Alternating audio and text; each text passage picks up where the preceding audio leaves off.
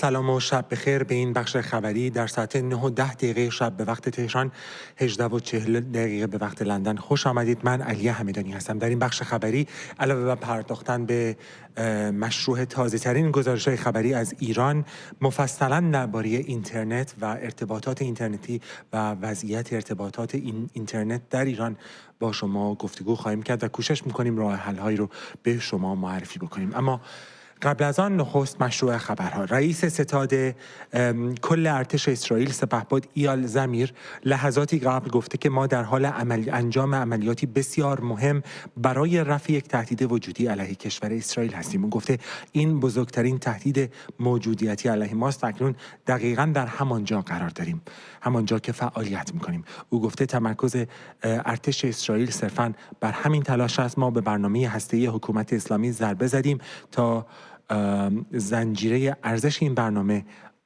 آسیب وارد شود. ایال زمیر گفته اکنون برای شما روشن است که خطی مستقیم میان رژیم ایران و محور شرارت منظور گروه‌های نیابتی جمهوری اسلامی وجود دارد. در همین حال دونالد ترامپ رئیس جمهوری آمریکا هم امروز در گفتگوی کوتاهی که با خبرنگاران داشته درباره احتمال پیوستن ایالات متحده آمریکا به جنگ علیه جمهوری اسلامی چنین گفته: whether you are moving closer, or you believe the U.S. is moving closer to striking Iranian nuclear facilities. Where's your mindset on that? I can't say that, right? You don't seriously think I'm going to answer that question? Will you strike the Iranian nuclear component? And what time exactly, sir? Sir, would you strike it? Would you please inform us so we can be there and watch? I mean, you don't know that I'm going to even do it. You don't know. I may do it. I may not do it. I mean, nobody knows what I'm going to do. I can tell you this, that Iran's got a lot of trouble, and they want to negotiate. And I said, why didn't you negotiate with me before? All this death and destruction. Why didn't you negotiate? I said to the people, why didn't you negotiate with me 2 weeks ago? You could have done fine. You would have had a country. It's very sad to watch this. I mean, I've never seen anything like it. It's so, everyone thought it was going to be the reverse. I didn't think so. And I was telling them, you got to do something. You got to negotiate. And at the end, last minute, they said, no, we're not going to do that. And they got hit. Remember 60 days? And then came the 60. 61 is going to become a very famous number. That was one hell of a hit. That first hit, that was one hell of a hit. Not sustainable, to be honest. That's where it ended. It ended on the first night, yes. Is it too late, though? Do you think it's too late to now? Really, nothing's too late. The only thing too late is Powell. For 40 years, they've been saying death to America, death to Israel, death to anybody else that they didn't like. They were bullies. They were schoolyard bullies. And now they're not bullies anymore, but we'll see what happens. Look, nothing's finished until it's finished. War is very complex. A lot of bad things can happen. A lot of turns are made. So I don't know. I wouldn't say that we won anything yet. I would say that we sure as hell made a lot of progress. And we'll see. The next week is going to be very big, maybe less than a week, maybe less. But is there anybody here that said it would be okay to have a hostile, very, zealots really, but to have a hostile country have a nuclear weapon that could destroy 25 miles, but much more than that, could destroy other nations just by the breeze blowing the dust. That dust blows to other nations and they get decimated. This is just not a threat you can have. And we've been threatened by Iran for many years. If you go back and look at my history, if you go back 15 years, I was saying we cannot let Iran get a nuclear weapon. I've been saying it for a long time, and I mean it more now than I ever meant. آقای ترامپ در پاسخ به اظهار نظر علی خامنه‌ای که از مخفیگاهش در جایی در ایران پیام فرستاده و گفته تسلیم نخواهد شد چنین گفته: President, what are you saying to the supreme leader of Iran who says that they will not surrender? Say good luck. And what is the end game? Run out with Iran? Say it. When those locations run out, It's already run out. That's why we're doing what we're doing. you could take out. Yeah, they had 60 days and a big, 60 days, plenty of time. And they made a mistake. Honestly, they made a mistake. Their country's in ruins. So many people are dead that shouldn't be dead. Very sad. اظهارات دونالد ترامپ بود. دفتر نمایندگی جمهوری اسلامی در سازمان ملل در شبکه اکس اظهارات دونالد ترامپ را که شنیدید تکذیب کرده و گفته که مقام‌های جمهوری اسلامی درخواست ملاقات رو نداده بودند. در این پیام آمده هیچ مقام ایرانی تا کنون درخواست نکرده که در دروازه‌های کاخ سفید زانو بزند. تنها چیزی که از دروغ‌های او نفرت انگیزتر است تهدید بزدلانش برای از بین بردن رهبر حکومت اسلامی است. در همین حال مجید تخت روانچی معاون وزیر خارجه حکومت اسلامی گفته اگر آمریکا به جنگ علیه جمهوری اسلامی بپیوندد تهران پاسخ خواهد داد. در همین حال یک سخنگوی ارتش اسرائیل لحظاتی قبل گفته اهداف بیشتری وجود دارد و ما مصمم به ادامه عملیات هستیم. ارتش اسرائیل اعلام کرده که جنگنده‌های این کشور شامگاه چهارشنبه یک سایت تولید موشک ضد زره در ایران را هدف قرار دادند. به نوشته ارتش اسرائیل این موشک‌ها از طریق واسطه‌ها به نمایندگان جمهوری اسلامی برای حمله به اسرائیل منتقل شده بوده. اجازه بدید که به ایران برویم، جایی که در طول ساعت‌های گذشته حملات علیه مواضع مختلفی در چندین نقطه از این شهر و استان تهران گزارش شده است. از نقاط مختلف شهر تهران از جمله از مرکز، میدان ونک، حوالی باشگاه انقلاب یا شاهنشاهی، خیابان نیایش، خیابان سئول، در شمال و شمال شرق تهران از جمله از لویزان چندین و چند ویدیو و پیام دریافت شده درباره انفجارهای مهیبی که در این نقطه ها رخ داده. تماشا کنید.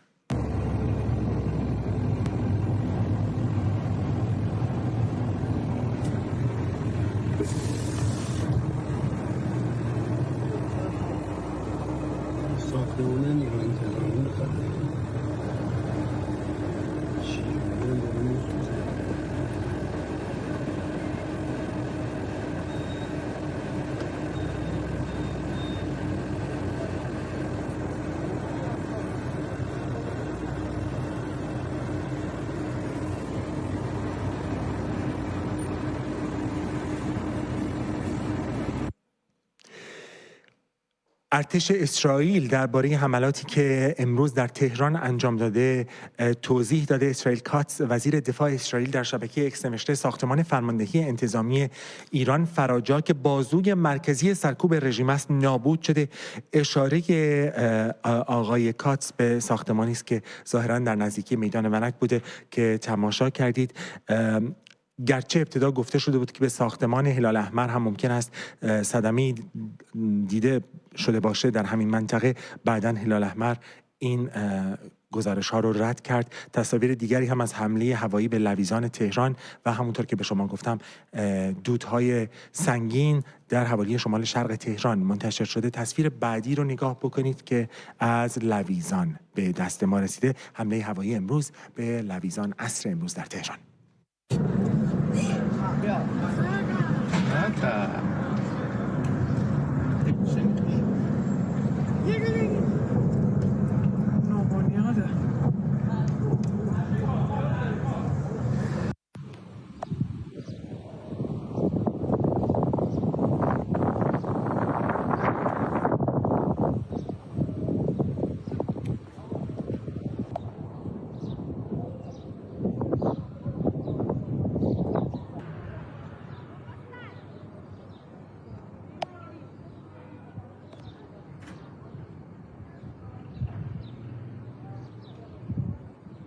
صنایع دفاع لویزان رو زدن.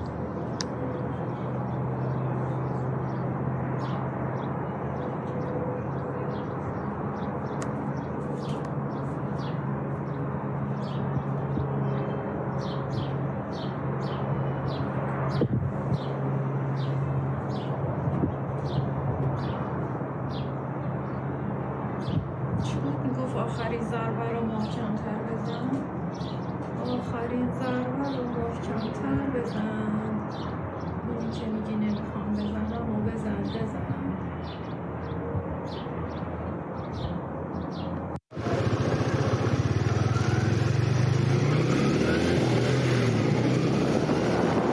از نقاط مختلف در شهر کرج و شهرهای اطراف کرج هم گزارش‌های مشابهی دریافت کردیم.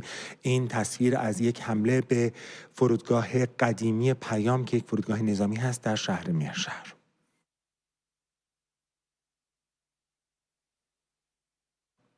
تصاویری که نگاه میکنید از فرودگاه پیام مهرشهر در نزدیکی کرج به دست ما رسیده. تصاویر رو دیدید. از زنجان، قزوین، کرمانشاه و نقاطی از اصفهان هم گزارش‌های مشابهی دریافت کردیم. اما یکی از دلایلی که گزارش‌ها به سختی امروز به دست رسانه‌ها از جمله به خود ما می‌رسیده این هست که بر اساس گزارش نت بلاکس، پایگاه رصد دسترسی به اینترنت برای چندین ساعت از داخل ایران تقریباً صفر شده. همینطور امکان تماس‌های تلفن بین‌المللی از ایران و به ایران تقریباً ناممکن شده. وزارت ارتباطات دولت پزشکیان اذعان کرده که اینترنت به شدت محدوده. وزارت ارتباطات گفته که به دلیل سوء استفاده اسرائیل از شبکه ارتباطی جمهوری اسلامی برای اهداف نظامی با تصمیم مراجع محدودیت‌هایی در دسترسی کاربران به شبکه اینترنت در ایران اعمال شده. در رسانه‌های حکومت اسلامی به دلیل وجود گسترده اینترنت ماهواره استارلینک، حکومت دست به تهدید مردم زده. از جمله در زیرنویس تلویزیون دولت گفته شده که اگر که مشاهده کردید که افرادی در پشت بام‌ها از دیش‌ها یا آنتن‌های مرتبط با دریافت اینترنت ماهواره استارلینک استفاده می‌کنند، حتما اون رو به وزارت اطلاعات و مراجع قضایی اطلاع بدهید. اما در این روزهای بسیار سخت که اینترنت شاید بیشتر از همیشه نیاز باشد، باید چه کرد؟ اجازه بدید که همین سوال رو از مارک پژفروش بپرسیم که پژوهشگر اینترنت از اینجا در بریتانیا با من صحبت می‌کنن. سلام بر شما، بسیار سپاسگزارم که در این برنامه شرکت کردید. اول وضع اینترنت رو با هم نگاه بکنیم. به هر حال این دفعه نخستی نیست که حکومت اسلامی دست به قطع کردن کلی اینترنت زده. قبلا البته ما این تجربه رو داشتیم که به صورت محدود این کار رو می‌کرد.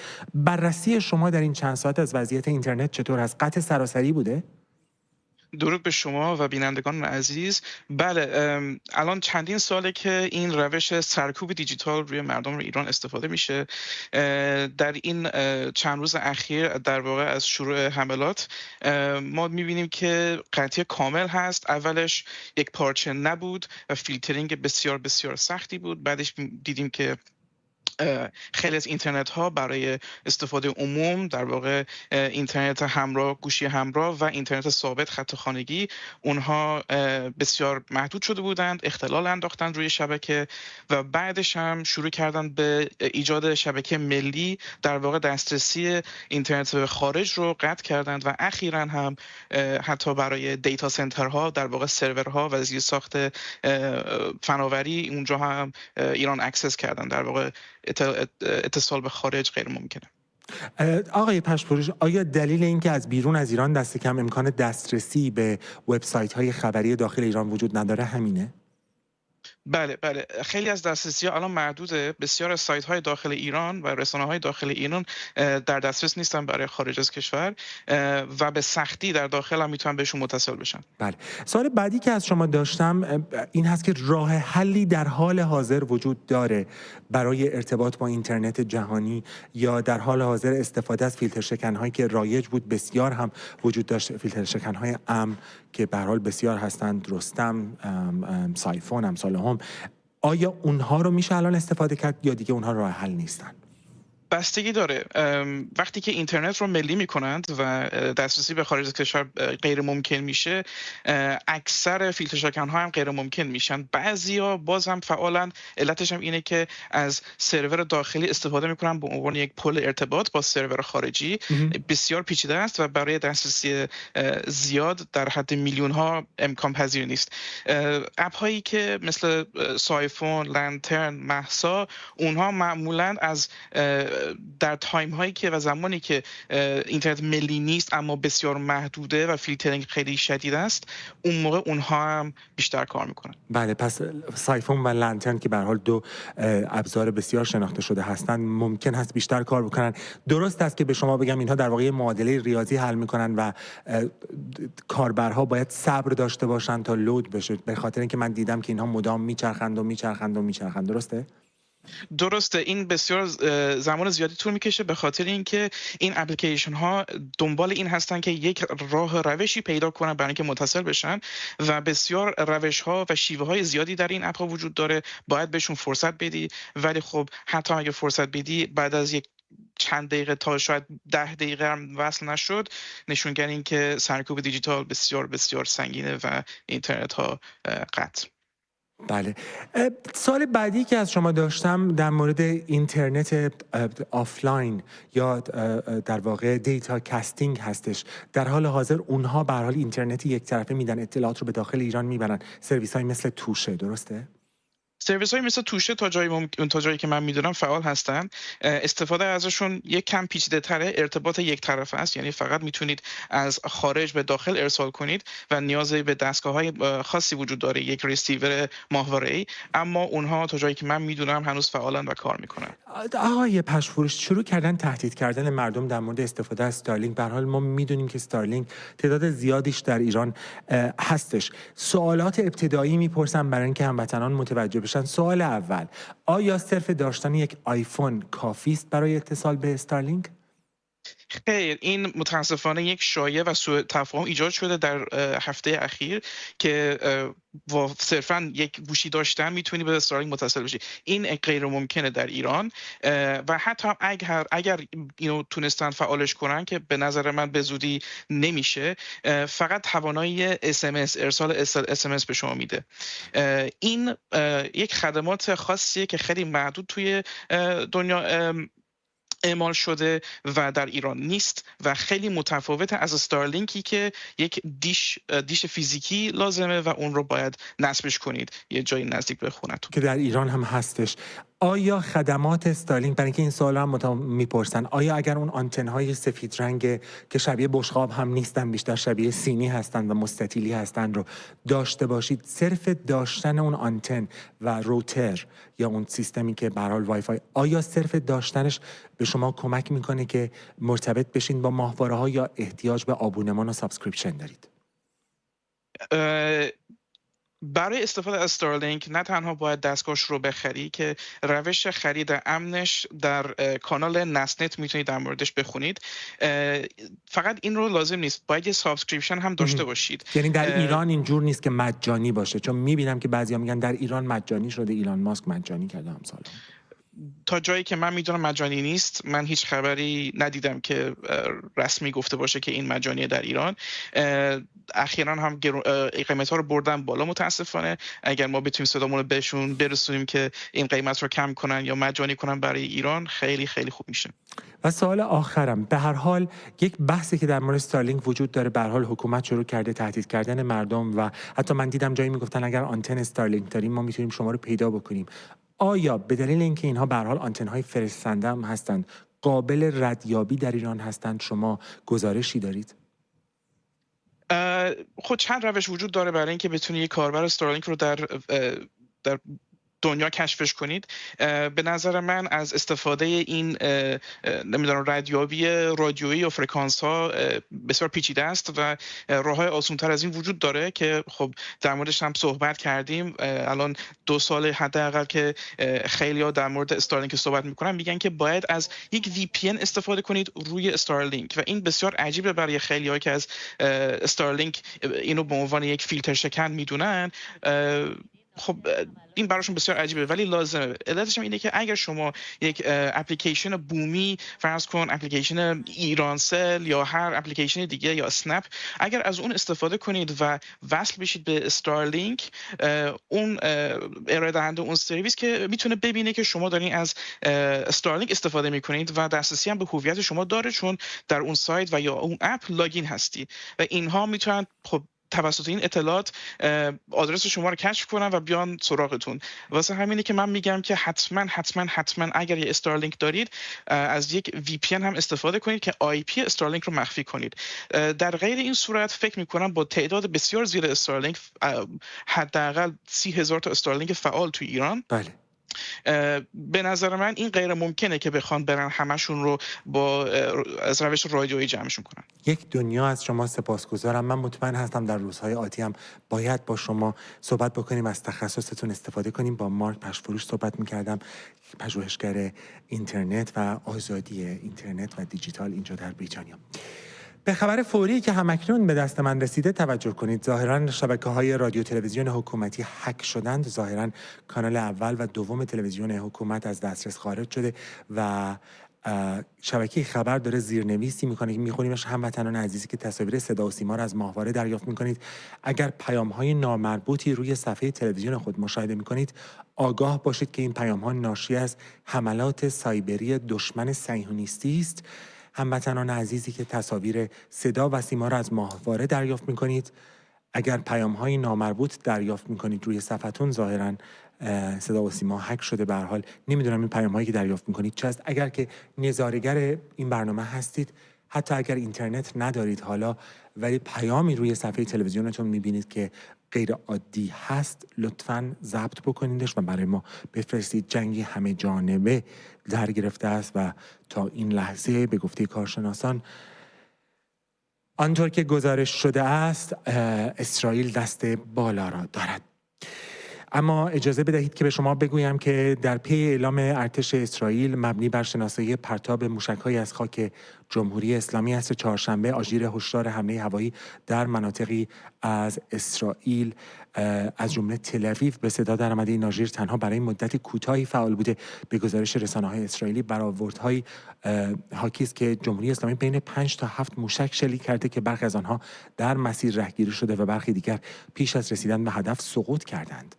طبق این گزارش‌ها تنها 2 موشک به آسمان اسرائیل رسیدند که هر دو منهدم شدند. با این همه، لحظاتی قبل، همین الان که داشتیم نگاه می‌کردیم تلویزیون حکومت رو، تلویزیون حکومت اسلامی ادعا می‌کند که این موشک‌ها به هدف خوردند. من داشتم پیش از آمدن به استودیو صدای رادیو ایران رو گوش می‌کردم، رادیوی حکومتی، رادیوی سراسری حکومت رو، و می‌گفتم بر اثر اصابت این موشک‌های هایپرسونیک، آنطور که جمهوری اسلامی می‌گفت، ظاهراً قیمت آب در تل‌آویو از $2 به $20 رسیده و کمبود غذا و قحطی به آنجا آمده است. به هر حال تبلیغاتی که میشنوید تبلیغات جنگی حکومت است که ظاهراً شکل گرفته. اجازه بدید یک بار دیگه هم به شما بگم، در پخش زنده خبر تلویزیون به دلیل هک شدنش ظاهراً مردم به اعتراض و تظاهرات دعوت شدند. صدا و سیمای جمهوری اسلامی شامگاه چهارشنبه لحظاتی پیش اعلام کرده که در حین پخش زنده اخبار هک شده و پیامی در آن منتشر شده که مردم به اعتراضات خیابانی دعوت شدند. پس از هک موفق، تصاویری از اعتراضات مردم در جنبش زن زندگی آزادی در پخش زنده صدا و سیمای حکومت پخش شده است. این حملات سایبری در ادامه حمله است که 2 روز پیش به ساختمان شیشه‌ای صدا و سیما معاونت سیاسیش که بخش کنترل تبلیغات و پروپاگاندای حکومت است اتفاق افتاده است. اجازه بدید که من یک نگاه دیگر هم بندازم، به خاطر اینکه خبرها لحظه به لحظه میاد و من نمیخوام که شما خبری رو از دست بدید. موج 12، همونطور که به شما گفتم، موج 12 عملیات موسوم به وعده صادق 3 با شلیک موشک‌های فوق سنگین، دوربرد و 2 مرحله سجیل آغاز شده. روابط عمومی سپاه پاسداران این رو گفته، اما تا لحظاتی پیش ارتش اسرائیل گفته همه این موشک‌ها منهدم شدند. حتی خود چند تا از اونها بدون اینکه اسرائیل اونها رو منهدم بکنه، خودشان خود به خود ساقط شدن. همینطور سپاه پاسداران حکومت اسلامی در بیانیه دیگری خطاب به صهیونیست‌ها گفته با مرگ تدریجی را در جهنم پناهگاه انتخاب کنید یا جان خود را از موشکباران بیوقفه نشان دهید.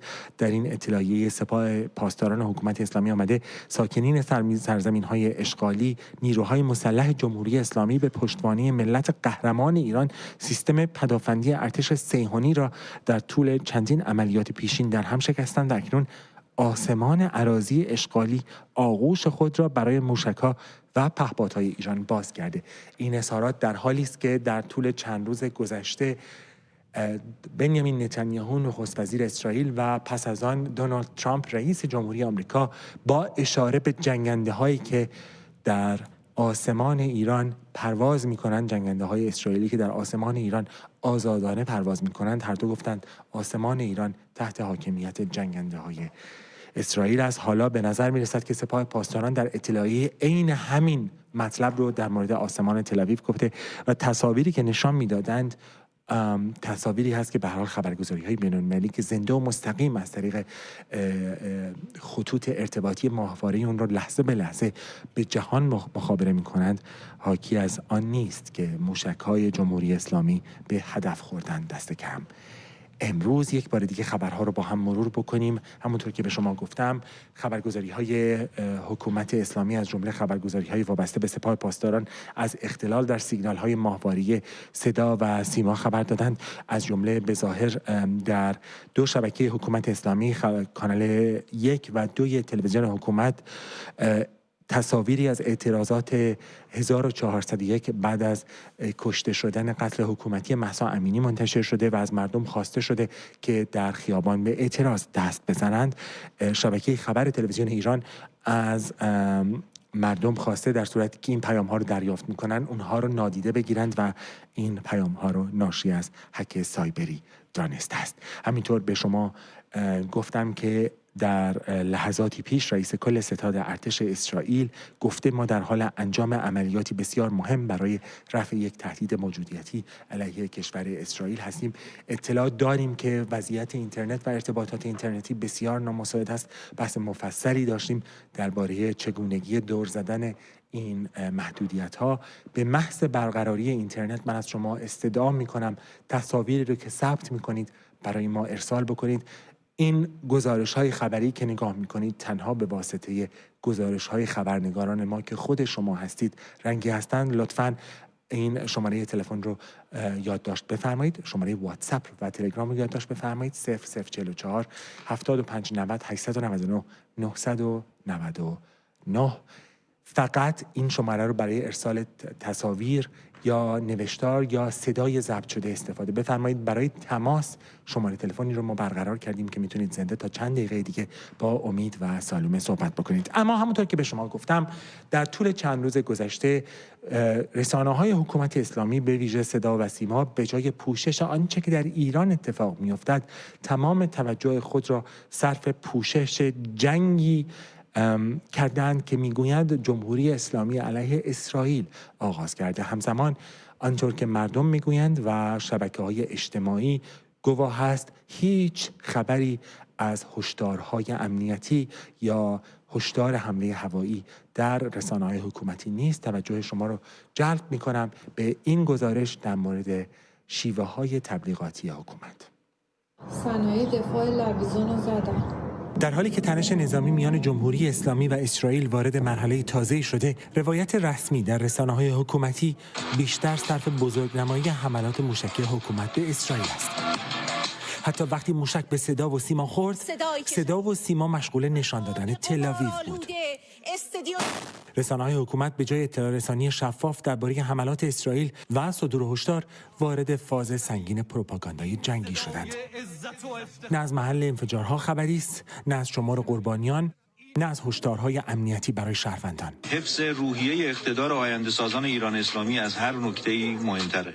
طی 2 روز گذشته اینترنت در بسیاری از مناطق ایران با اختلال‌های گسترده همراه بوده. هرچند هنوز ارتباطات به طور کامل قطع نشده، اما اگر چنین شود عملاً راه انتقال اطلاعات از داخل به خارج کاملاً مسدود می‌شود و در نتیجه شهروندان ممکن است از اخبار حیاتی مانند هشدارهای حمله به مناطق مسکونی بی اطلاع بمانند. حمله هوایی انجام خواهد شد. در دوران جنگ ایران و عراق هنگام حملات هوایی پخش برنامه‌های تلویزیونی و رادیویی قطع می‌شد و صدای آژیر خطر همزمان از تلویزیون و سطح شهر پخش می‌شد. سیستمی که در دوران پهلوی برای اطلاع رسانی عمومی در شرایط اضطراری بنا شده بود با اتکا به سیستم راداری و ضد هوایی. چهارشنبه 28 اما امروز نه از آن آژیر خبری است، نه از پناهگاهی برای مردم. تنها چیزی که باقی مانده بیخبری و اضطرابی است که هر لحظه در دل شهرها میپیچد. اسرائیل اومد داخل ایران، همه کارش انجام داد، رفت اینا تازه یادشون بده اسپازی بزنن. حضور گسترده نیروهای امنیتی در خیابان‌ها نشان از تلاش حکومت برای کنترل اوضاع است. در برخی مناطق گزارش‌های از ایجاد ایست بازرسی‌ها برای کنکاش در تلفن‌های همراه مردم منتشر شده. 8 صبح اتوبان همت ایست بازرسی گذاشتن. امروز مردم نه تنها با ترس از حملات موشکی زندگی می‌کنند، بلکه در معرض خطر بیخبری، سانسور و قطع کامل ارتباطات هستند. در میان این تاریکی تنها حقیقتی که باقی است صدای مردم است. مسکن مهرآباد. صدایی که تلاش می شود خاموش شود، اما هنوز در پس لرزه های این جنگ به گوش می رسد. تصاویری که در پایان این گزارش دیدید شب گذشته بود در شرق تهران که ظاهراً هدف قرار گرفتن تأسیسات هسته جمهوری اسلامی منجر به آنچه که انفجار قارچی توسط کاربران نام گرفته شده بود، لحظاتی قبل ارتش اسرائیل یک پیام دیگر هم منتشر کرد. این پیام ویدیویی هست و ما مشغول آماده کردنش هستیم که اون رو برای شما منتشر بکنیم در غیاب ارتباطات اینترنتی که شما نمیتونید دسترسی داشته باشید به این اطلاعات که لحظه به لحظه منتشر میشه.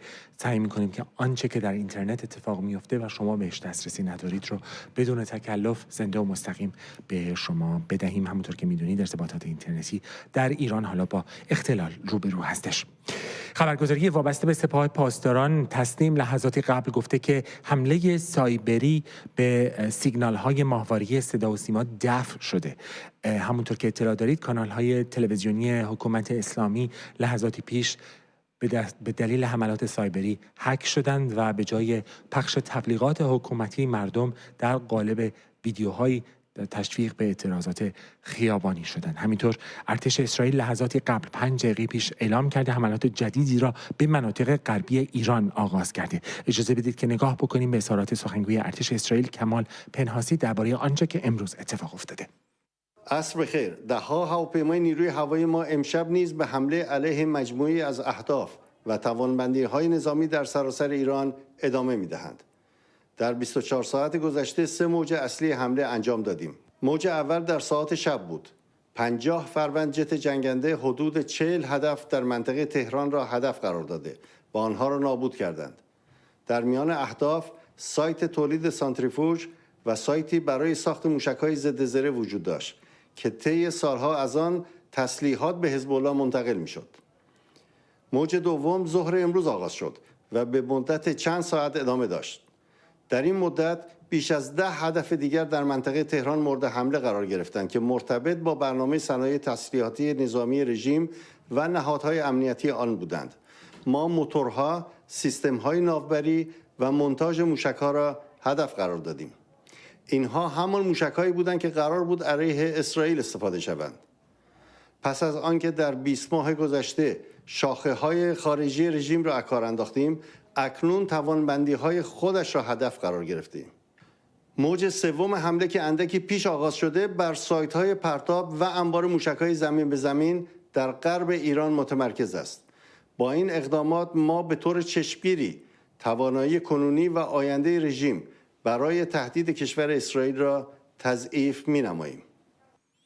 امیدوارم هر کجای ایران که هستید سالم باشید و به امید دیدارتون میریم سراغ امید و سالم. خانم ها آقایان با درود دوباره، امیدوارم تندرست باشید. خوشحالم تونستم در ادامه تماس‌های پرمهر شما در خدمتتون باشم با سالومه عزیز این بار. بله. من یه بار دیگه این جمله رو بخونم چون خیلی خنده داره. جمله؟ عملیات سایبری رژیم صهیونیستی علیه صدا و سیما شکست خورد. آخه مگه یعنی چی؟ یعنی با موشک مگه بهتون حمله زدن؟ این چه جمله ایه؟ یعنی دیگه فقط مگه بتونید هک و شکست بدید که تازه اونم شکست ندادید. هنوز داره پخش میشه. هنوز داره پخش. رفقا شما رو تماسی که دوستای من براتون در نظر گرفتن که رو خط برنامه بیایید با هم دیگه گفتگو کنیم در رابطه با مسائل گوناگون، به ویژه شرایطی که درش دارید به سر میبرید، جو شهر، سرعت اینترنت، نگرانی هایی که دارید. 2044 1200 545 129 هستش. 2044 1200 545 129 شماره گزارشگر هم براتون میخونم که میتونید گزارش‌های گفتاری، شنیداری و نوشتاریتون رو به این شماره بفرستید، ولی تماس با این شماره نگیرید چون ما قادر به پاسخگویی نیستیم. ما فقط دریافت میکنیم گزارشات شما عزیزان رو. 2044 759 089 99 99 شماره گزارشگر ما هستش که شما را از آنچه هستید به ما نزدیکتر میکنه. ما در اخبار داشتیم دنبال که همونطور که علی همدانی گفت و اعلام کرد، شبکه 1 و 2 سیما هک شده و دارن تصاویری رو پخش میکنن که شما عزیزان با حماسه و سلحشوری خودتون در سال 401 رقم زدین. شاید دارن به گونه‌ای به یادمون میارن که یک روزی خیابونها در تسخیر ما بود، گرچه به درازان نکشید آنچنان، اما تونستیم با دست خالی خیابونها رو تسخیر کنیم. الان که جمهوری اسلامی یک گرگ بیدندون هستش، شاید بشه این کار رو راحت تر از گذشته رقم زد. شاید پیام اینه که داره مخابره میشه، نمیدونم، دارم بلند بلند فکر میکنم. میریم سراغ تماس‌های پرمهر شما. پویا بختیاری از کرج بهمون زنگ زده، رو خط برنامه است. پویا درود بر تو، گفتنیات رو میشنویم. پویا جانم سلام، خسته نباش. به روی ماهت، سپاسگزارم رفیق. شما هم. امید جان، شاهزاده رضا پهلوی دوم خون پدر بزرگش رضا شاه کبیر تو رگاشه و باید برگرده و این مملکت رو درست بکنه. آخه برگرده که پویا یک شرایطی برای بازگشتشون باید فراهم بشه دیگه، نه؟ من میخواستم یه پیشنهادی بدم. یه سری دوربینایی نصب کردن توی چهارراه اینا که بعد از اون اعتراضا نصب شده. اگر اسرائیل دمش گرم حالا که همکاری کرده زده، لااقل اونا رو هم بزنه که مردم با خیال راحت بیان بیرون. نه دوربینا رو که ما میخوایم برای کنترل شهر و حالا امنیت شهروندان در آینده، اون مرکز کنترل رو احتمالاً نقشه داشته باشه بزنه اونجایی که تصاویرا میره. این جایی که موتور سواراشون تجمع میکنن میچرخن اونجا هم بزنه. بابا دیگه 4 تا موتور سوارم خودمون دیگه نمیتونیم واقعا پسشون بر بیایم. اینا رو پخ کنین در میرن. بالاخره موتور پنچر میشه، سر میخوره، زمین لیز و لغزنده است، باد میوزه، تعادلشون به هم میخوره. بالاخره موتور دو تا چرخ سواره دیگه، هر اتفاقی میتونه براش زیاد نباید روش مانور بدن واقعا موتور سوارا رو. و سرکرده هاشون همه کشته شدن. این نظر من بود، گفتم. بله سپاسگزارم که نظر داد. پویا پیش از این که از هم جدا بشیم، شرایط کرج چطوره؟ جو کرج چطوره؟ یه مقداری دو سه روز گذشته یه ذره التهاب داشت، ولی الان فروشگاه ها اینا بهتر شده، نونوایی ها صفش کمتر شده، یه مقدار بهتر شده. آیا جو خیابونا امنیتیه؟ نه خلوته، خیلی خلوته. بسیار عالی، خیلی هم سپاسگزارم از آماری که ما دادی، داده هایی که بهمون رسوندی. خانم هانی از تهران پردیس داریم ما. بله پردیس تهران. پردیس تهران. خیلی هم بله. سلام امید جان. هانیه جان درود بر تو، رو خط برنامه درود بر شما. درود بر شما امید عزیز، سالمای عزیز. پردیس جان از خانم هانیه از پردیس به ما بگین که دیشبم میدونم اونجا چندین انفجار رخ داده. بله انفجار رخ داده امروز عصرم. البته درود بر شما، خسته نباشید. امروز عصرم 2 تا انفجار خیلی زیاد توی پردیس رخ داده. ما حومه تهران هستیم و اصلا اعلام نکردن که 2 تا حمله خیلی سنگین داشتیم ما اینجا. اینترنت 2 روز قطع شده. من اینترنتم پر سرعته ولی اصلا ندارم، در واقع به هیچ پروکسی و سروری اتصال پیدا نمیکنه. بله. و من دوستام اونایی که وصل هستن خبرها رو میرسونن ولی از پردیس اصلا نمیذارن. نه ما امروز من هم دیشب دیدم، یعنی ویدیوهایی به دست ما رسید از پردیس که چون من میگم همه دیگه شهرهای اطراف تهران رو انقدر روی نقشه نگاه کردم حفظ شدم و دیدم، یعنی پردیس هم شنیده بودم قبلا که میشناختم و دیشبم دیدم که پردیس رو زدن، امروز هم دیدم که پردیس رو زدن. اتفاقا توی برنامه‌ام صبح گفتم همه جایی که اینا شهرک سازی کردن، شهرکایی ساختن که آدم‌ها برن توش زندگی کنن، مثل پردیس، مثل شهرک اندیشه، همه اینا رو در کنارش معلوم نیست چه پایگاهی نظامی ساختن که اینجوری جون انسان‌ها رو به خطر انداختن. خانم جان اصلا اعلام نمیکنن. بله. حمله هایی که میشه رو اصلا اعلام نمیکنن و من امروز به پدرم داشتم میگفتم پدر اگر ما از پردیس خارج نشیم اولین حمله ای که بشه ما اینجا دفن میشیم با زیر ساختای خرابی که دارن، تونل خراب بشه ما عملا دیگه هیچ کاری نمیتونیم بکنیم، حتی اصلا نمیتونیم خارج بشیم از اینجا. هواییمون هم که ماشاءالله انقدر. بله. هانیه جان هستید؟ نه متاسفانه تماسشون رو از دست دادیم، اما خب متوجه نگرانتون هستیم. کشوری که جنگ افروزی یکی از برنامه‌های اصلی کارش و از راهکارهای ادامه بقاش میدونه این رو، باید برای شهروندانش امنیت ایجاد کنه، پناهگاه درست کنه و که هیچ کدوم از این اتفاقا نیفتاده. هر اتفاقی برای شهروندان ما بیفته، هر اتفاقی برای شما مردم عزیز بیفته با شوربختی که امیدوارم اینجوری نباشه، مقصر اول، وسط و آخرش کسی نیست جز شخص علی خامنه‌ای. و امیدوارم همتون در سلامت و تندرستی باشید. ما تک تکتون رو نیاز داریم برای میهن به هممون نیاز داره برای اینکه بتونه حالش بهتر بشه، بتونیم تیمارش بکنیم. بریم سری بزنیم به تهران با خانم فاطمه سپهری صحبت بکنیم. خانم سپهری درود به شما، رو خط برنامه هستیم. درود بیکران بر شما. درود بر شما. امید جانم چقدر خوشحالم که اینجایی. شما چقدر خوش صدایین. فکر میکنین شما من مثل آدمای معمولی هستم و امروز دلگیر از یکی از آقایون همکاران خوب شما، ماهواریا، که توی کلاب هاوس دستی بر آتش دارد خیلی زیبا صحبت کرد. یه تیکه کوچولو اومد دلم شکست. چی بوده خانم اگه میشه به ما بگید؟ میخوام در ارتباط با این برای پشتوانه اونهایی که چون من هستن یه حکایتی بودم، ازت کمک میخوام امید جان، بگو اینو چی میگن بهش جان. یکی بود یکی نبود. یه پادشاه بسیار پولداری بود که در آستانه مرگ قرار گرفت. جبرئیل برش نازل شد. به جای اینکه این بترسه جبرئیل چشاش گرد شد. قرار من به زودی جون تو رو بگیرم، پس تو چه پولداره تماسشون از دست دادیم با شوربختی. دوستان اگر تماس میگیرن میتونن روی خط برنامه، اگر بتونیم صحبت ها رو خیلی مفیدتر، جامعتر و کوتاهتر نگه داریم، جامعتر و کوتاهتر که نمیشه، خیلی مفیدتر، سر موضوعتر و کوتاهتر که هم بتونم بقیه بچه‌ها رو بیارم روی خط. عامر بهمون زنگ زد از رشت. عامر درود بر تو، رو خط برنامه هستی. درود بر شما. سلام، خوبی؟ خسته نباشین. به روی ماهت رفیق، سپاسگزارم ازت. فدات شم قربونت، خوبی؟ سپاس. آقا الان همین یه رو 20 دقیقه پیش تو رشتم، پدربنده فعال شده بودن. بله.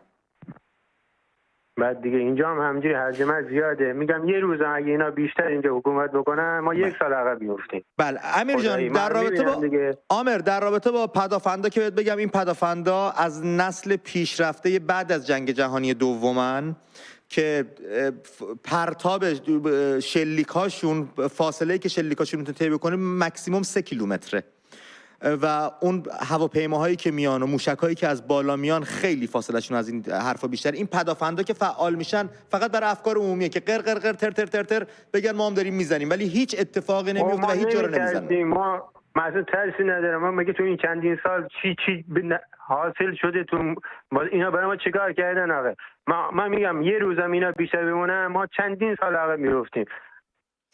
اصلا الکی دارن زور میزنن. ما تموم شدن نمیرن فقط. بعد مردم هم جان. الان دارین راجع به مردم هم صحبت میکنین. الان شهر شما باید خیلی شلوغ شده باشه به خاطر اینکه از تهران خیلی اومدن. یه ذره از جو اونجا برای ما بگین، از پمپ بنزینا، از مغازه ها، جو اونجا چجوریه؟ میشینیم که مثلا خیلی شلوغن، پمپ بنزینا شلوغن. به یه مدتی میگفتن نون حتی نیست. شما نونوایی دارید؟ نون هست؟ من خودم نونوایی دارم. آره نون با ما مثلا امروز یک تا داریم پخت میکنیم. خب به تعدادی میدیم که به همه برسه. آردتون سهمیه بندیه؟ آردمون سهمیه بندیه. ما یه دستگاه داریم نانینو، طبق اون مثلا هر چقدر میپزیم به ما آرد میدن. خب اونم خودش دوزه، اونم پدر ما رو در آورده. زیاد ببدی آرد کم میکنه، کم ببدی آرد کم میکنه. خودشون اعلام کردن تو این شرایط بانک سپر قطع شده، پول ما رو نمیریزن. بله الان خودشون اعلام کردن تو این شرایط ما سهمیه بندی آردها رو کنسل کردیم، برداشتیم که بتونن مردم دسترسی به نان داشته باشن. پس دروغ گفتن. من خودم امروز رفتم فرمانداری، به من گفت هر چقدر میتونی بپز. گفتم آقا تو آرد من ببینی هر چقدر میتونی بپز. وقتی بانک سپر قطع بشه سامانه خرید آردم قطع میشه. بله. خب این گرفتاری هستی. بعد مردم فعلا چون هنوز به رشت اینجوری چیزا نمیده، برایشون یه خود عادی بود. خب تازه امروز یه خورده جو اینجوری شد. الان فکر کنم یه چیز ترسی تو جونشون افتاده، چون خیلی بی خیال طی میگم. میگم آقا شما یه روز، من خودم خیلی حرص میخورم، میگم من چندین روز میخوام با شما تماس، نمیتونم، واسه نمیتونستم بشم. خوشحالیم که امروز وصل شدی. عامر، جو رشت امنیتیه؟ آره بابا، شبا بسیجی ها با موتور دور میزنن. البته من زود میرم خونه، ولی خب اینجوری دیگه. من دیگه خودم خسته شدم. من یه ماه پیش به خانم میگفتم خانم من دیگه از این زندگی خسته شدم. این چی ورزشی؟ هیچ کاری نمیشه کرد. هر چقدر میدوی هیچ به هیچ نمیرسی. من به خانم هم چندی پیش گفتم عازم هر چی دارم از بین بره، خب میدونم اینا برم 5 سال دیگه همونا رو به دست میارم. بله. و عامر عزیز دوست داشتنی، اتفاقا الان میگم نگران چی نباش، اینا برن از این هر چی بشه از این بهتر بشه، هر چی بشه. بله. عامر عزیزم الان روحیتو بیاد، خیلی دوست داریم. دیشب صحبت که خیلی خوشحال شدیم، خیلی دوست داریم بیاد. بله همه دوست دارن. شما الان روحیتو نگهدار، امیدوار باش به آینده، روزهای خوب پیش رومونه، نزدیکه و زندگی تازه قرار شیرین بشه. من چند دقیقه پیش به خانم داشتم میگفتم، گفتم 1 صدام دانیه اگر این جنگ اسرائیل کوتاه بیاد اینا بمونن.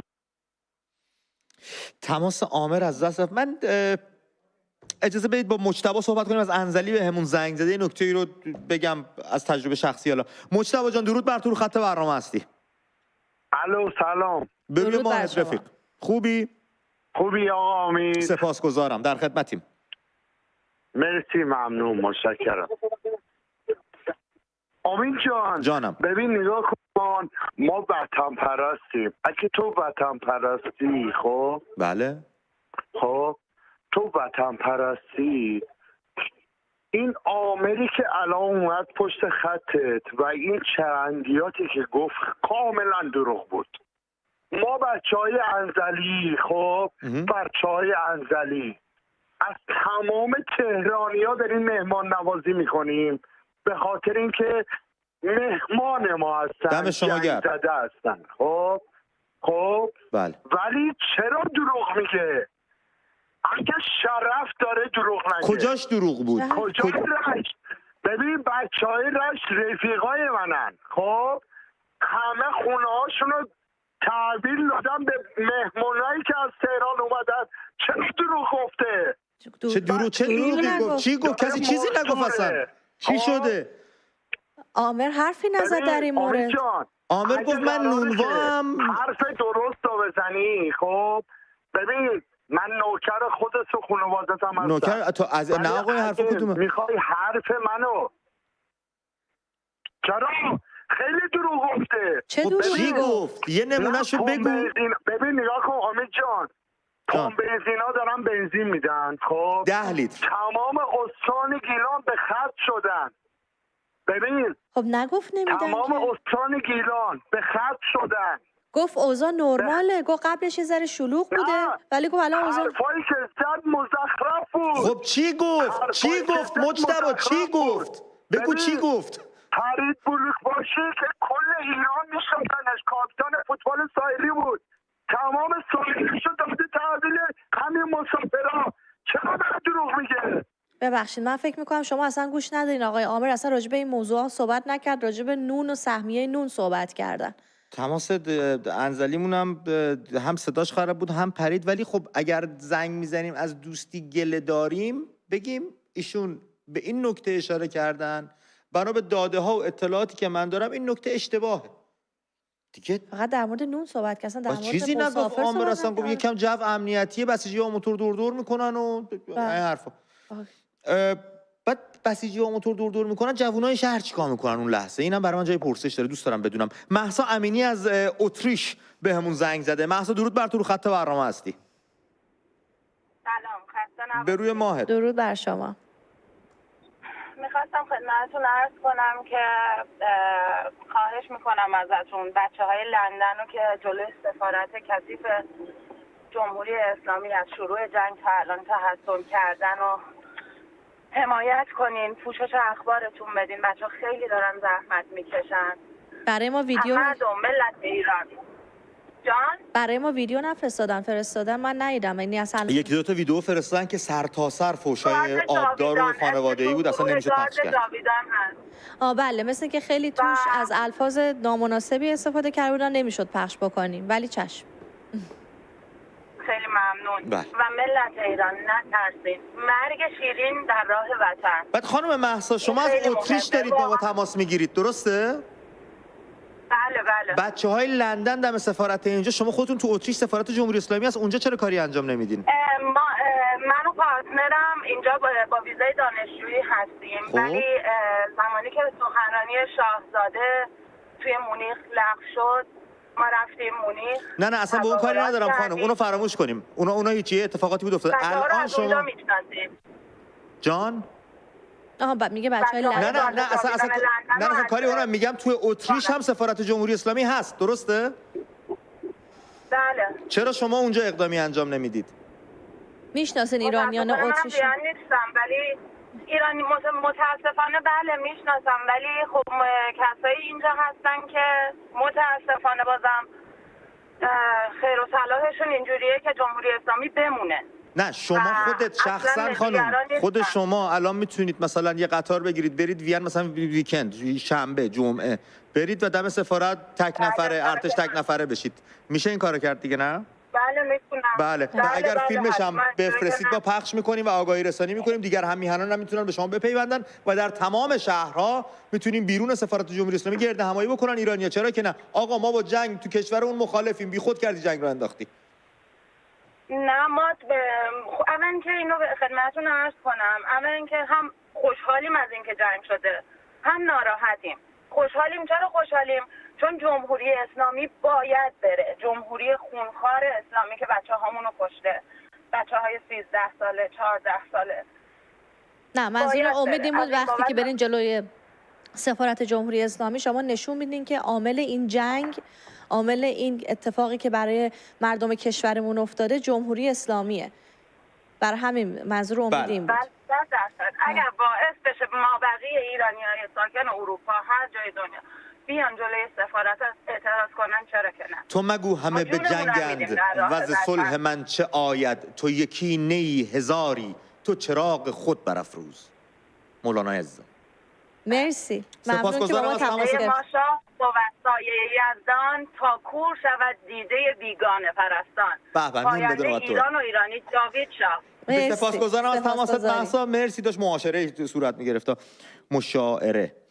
نادر از اتریش دوباره به همون زنگ زده. نادر درود بر تو، بچه‌های اتریش پویا شدن، چطوری؟ درود بر شما. خسته نباشید. سپاسگزارم. مرسی.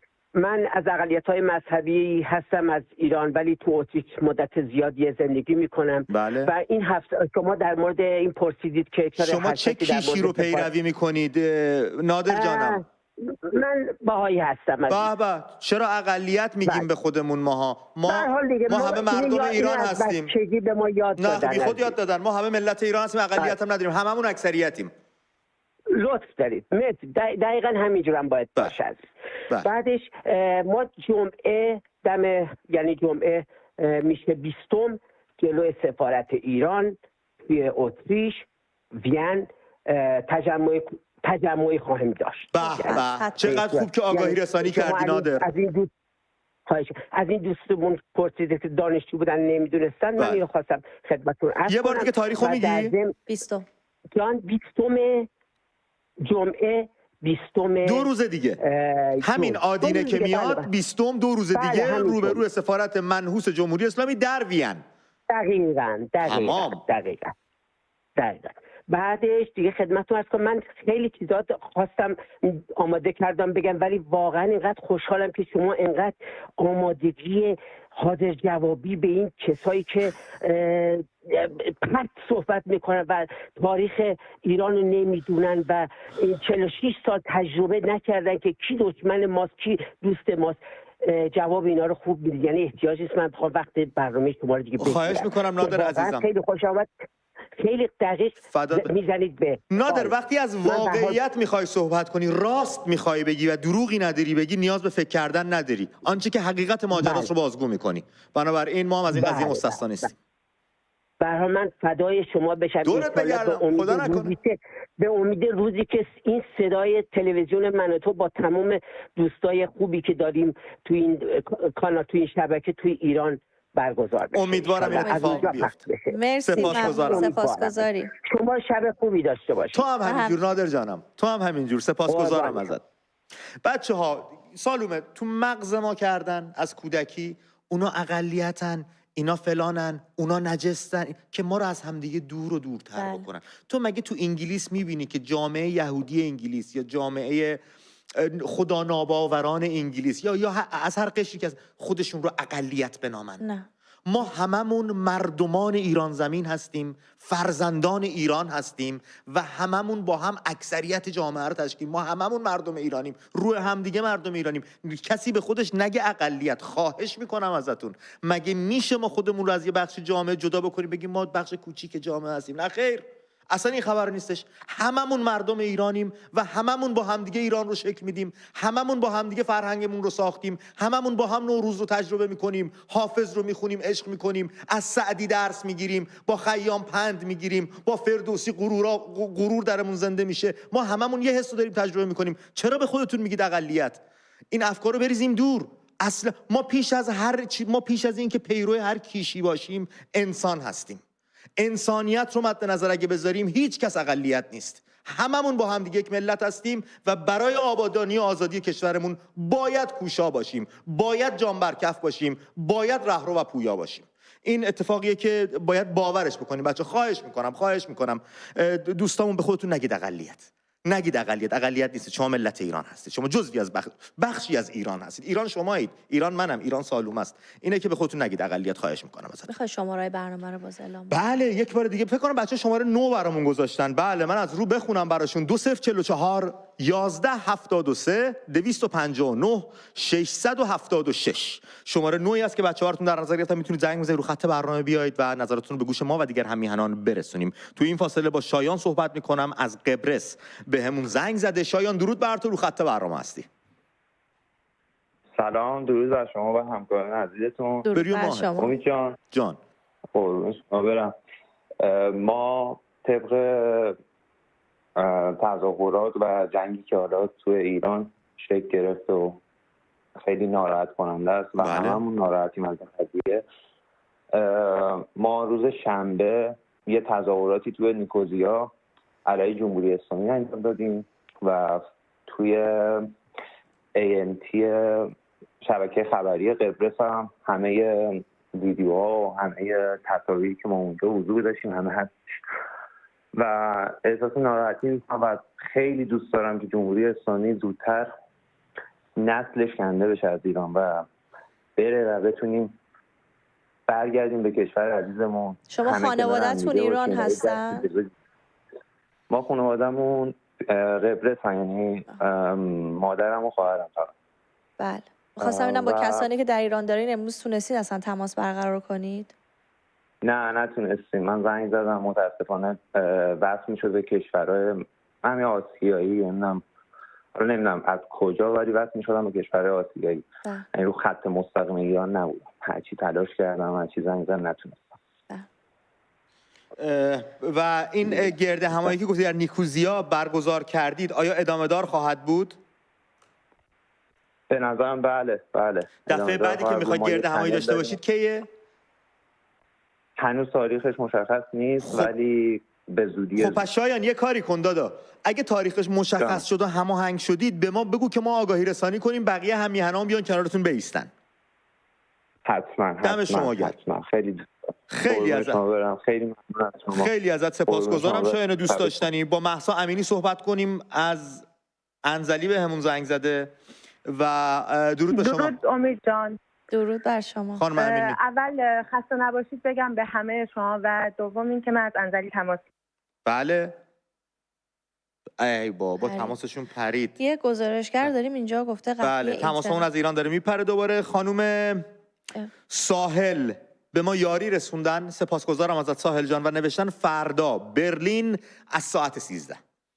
هم میهنایی که در شهر برلین ساکن هستن اونجا من فکر میکنم به گرد همایی هستش. خانم ساحل اگه لطف کنید اطلاعات دقیق تر به من بدید، من آگاهی رسانی میکنم که هم میهنان بیان یک حضور پرشور داشته باشیم. ببینید گرد همایی اگر میخوایم بذاریم، دور هم اگه میخوایم جمع بشیم، باید طنین انداز باشه، باید خط و نشون بکشه، باید ارزندام کنیم. اینه که تا میتونید آگاهی رسانی کنید، بچه‌ها گرد هم بیان، توجه جلب کنید، کله ها رو برگردونید سمت خودتون، خبرگزاری و دوربیناشون بیان. یه همچین حضوری باید داشته باشیم. اینه که آگاهی رسانی خیلی مهمه، خیلی مهمه، خیلی مهمه. بگید ما هم در خدمتتون هستیم.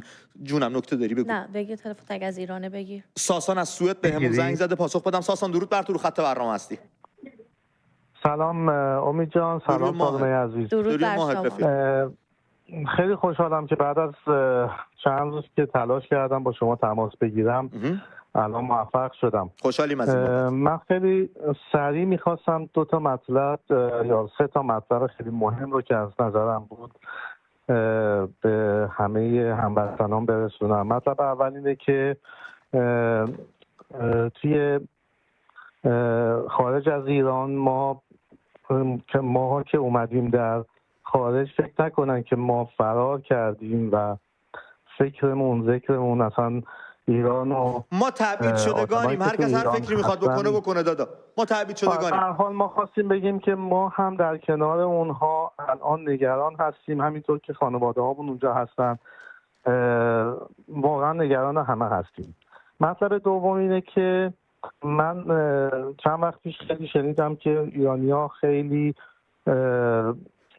به جون هم افتادن و با هم دیگه مشکل دارن، ولی این چند روزه که میبینم اینقدر قشنگ مردم هوای همو دارن و اینقدر قشنگ دارن با هم دیگه یک بحرانی رو سپری میکنن و اینقدر پشت همو دارن، واقعا بغض گلومو میگیره هر روز که این کلیپ ها رو نگاه میکنم و واقعا ممنونم از همه اون کسایی که توی ایران دارن دست یاری میرسونن برای هموطنان و اینجوری دارن مایه میذارن.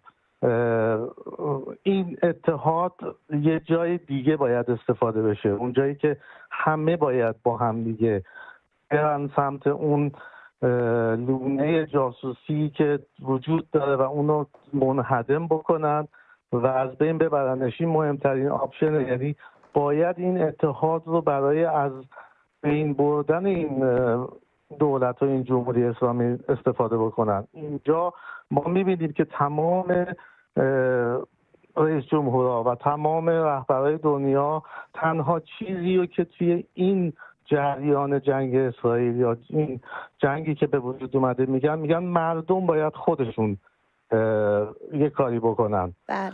دیگه چجوری باید بگن که مردم باید این کارو بکنن، مردم باید اتحاد داشته باشن؟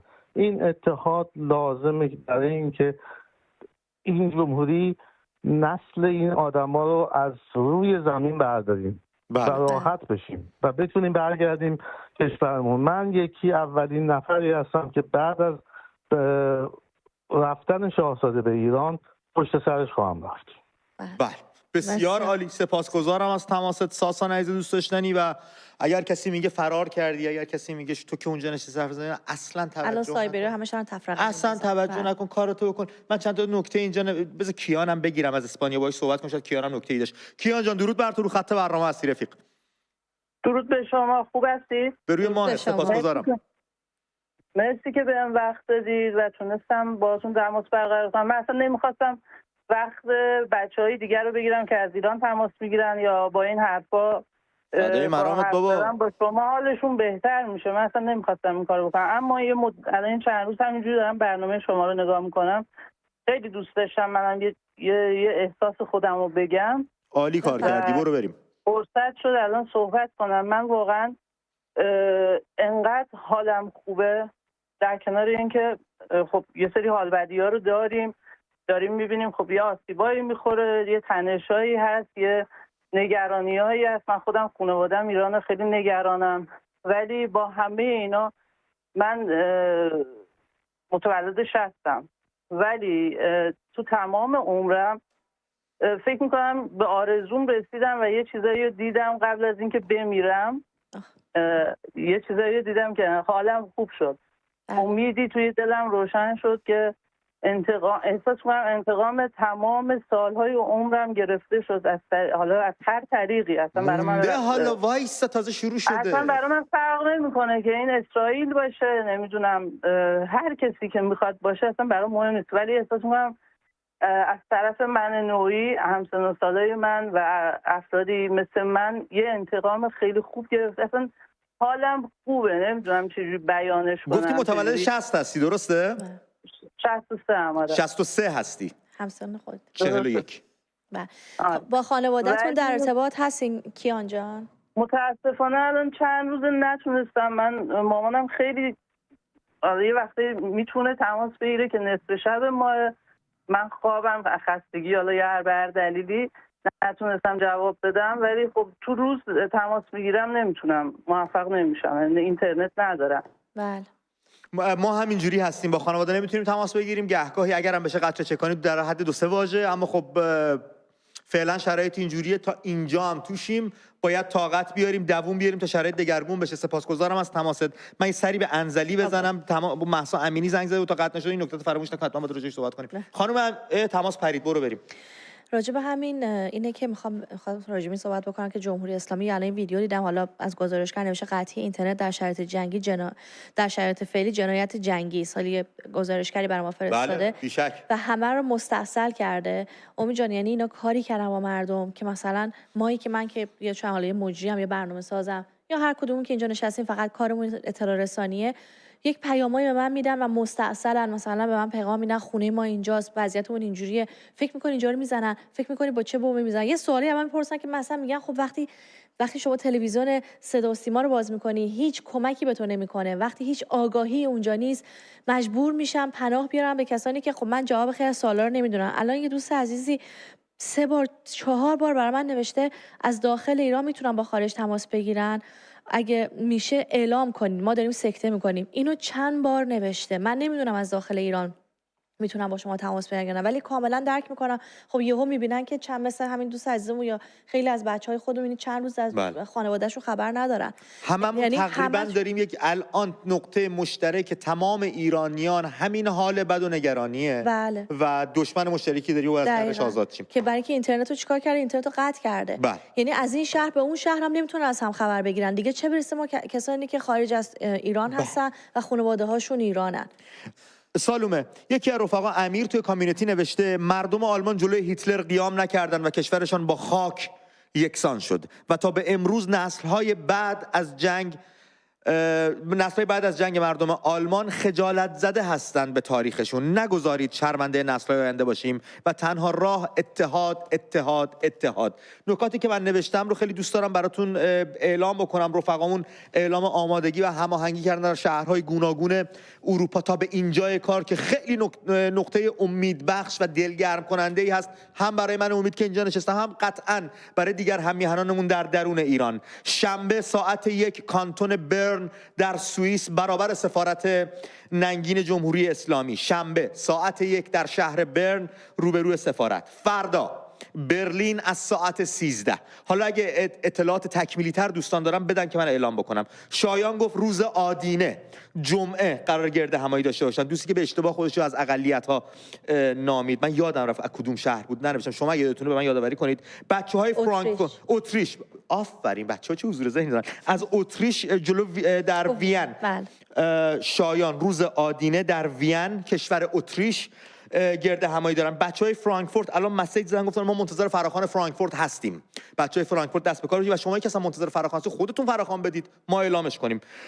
گرد همایی ایرانیان کلن در آلمان شنبه ساعت 14:30 در رودلوف پلاتس اگه درست گفته باشم. شنبه ساعت 14:30 کلن. بچهای فرانکفورت همچنان منتظرن. وین روز آدینه جمعه در کشور اتریش. فردا از ساعت 13 در برلین. شنبه از ساعت 1 در کانتون برن سوئیس برابر سفارت ننگین جمهوری اسلامی. بچه‌های دیگه در گوشه و کنار اروپا یا گوشه و کنار گیتی اگر گرد همایی دیگر رو دارن هماهنگ میکنن و برنامه‌ریزی میکنن، خواهش میکنم به شبکه خودشون، به پایگاه اطلاع رسانی خودشون بگن که ما بتونیم پژواک صداتون باشیم و اطلاع رسانی گسترده بکنیم. جونم سالومه، ببخشید کاغذ قلمتم ازت گرفتم، جو گرفتم سری رفته بودم. ببخشید. خوبی کردی. به نظر من اتفاقا خیلی خوبه که باز جلو در سفارت کثیف جمهوری اسلامی مردم جمع بشن که همه متوجه بشن که مردم کجا ایستادن.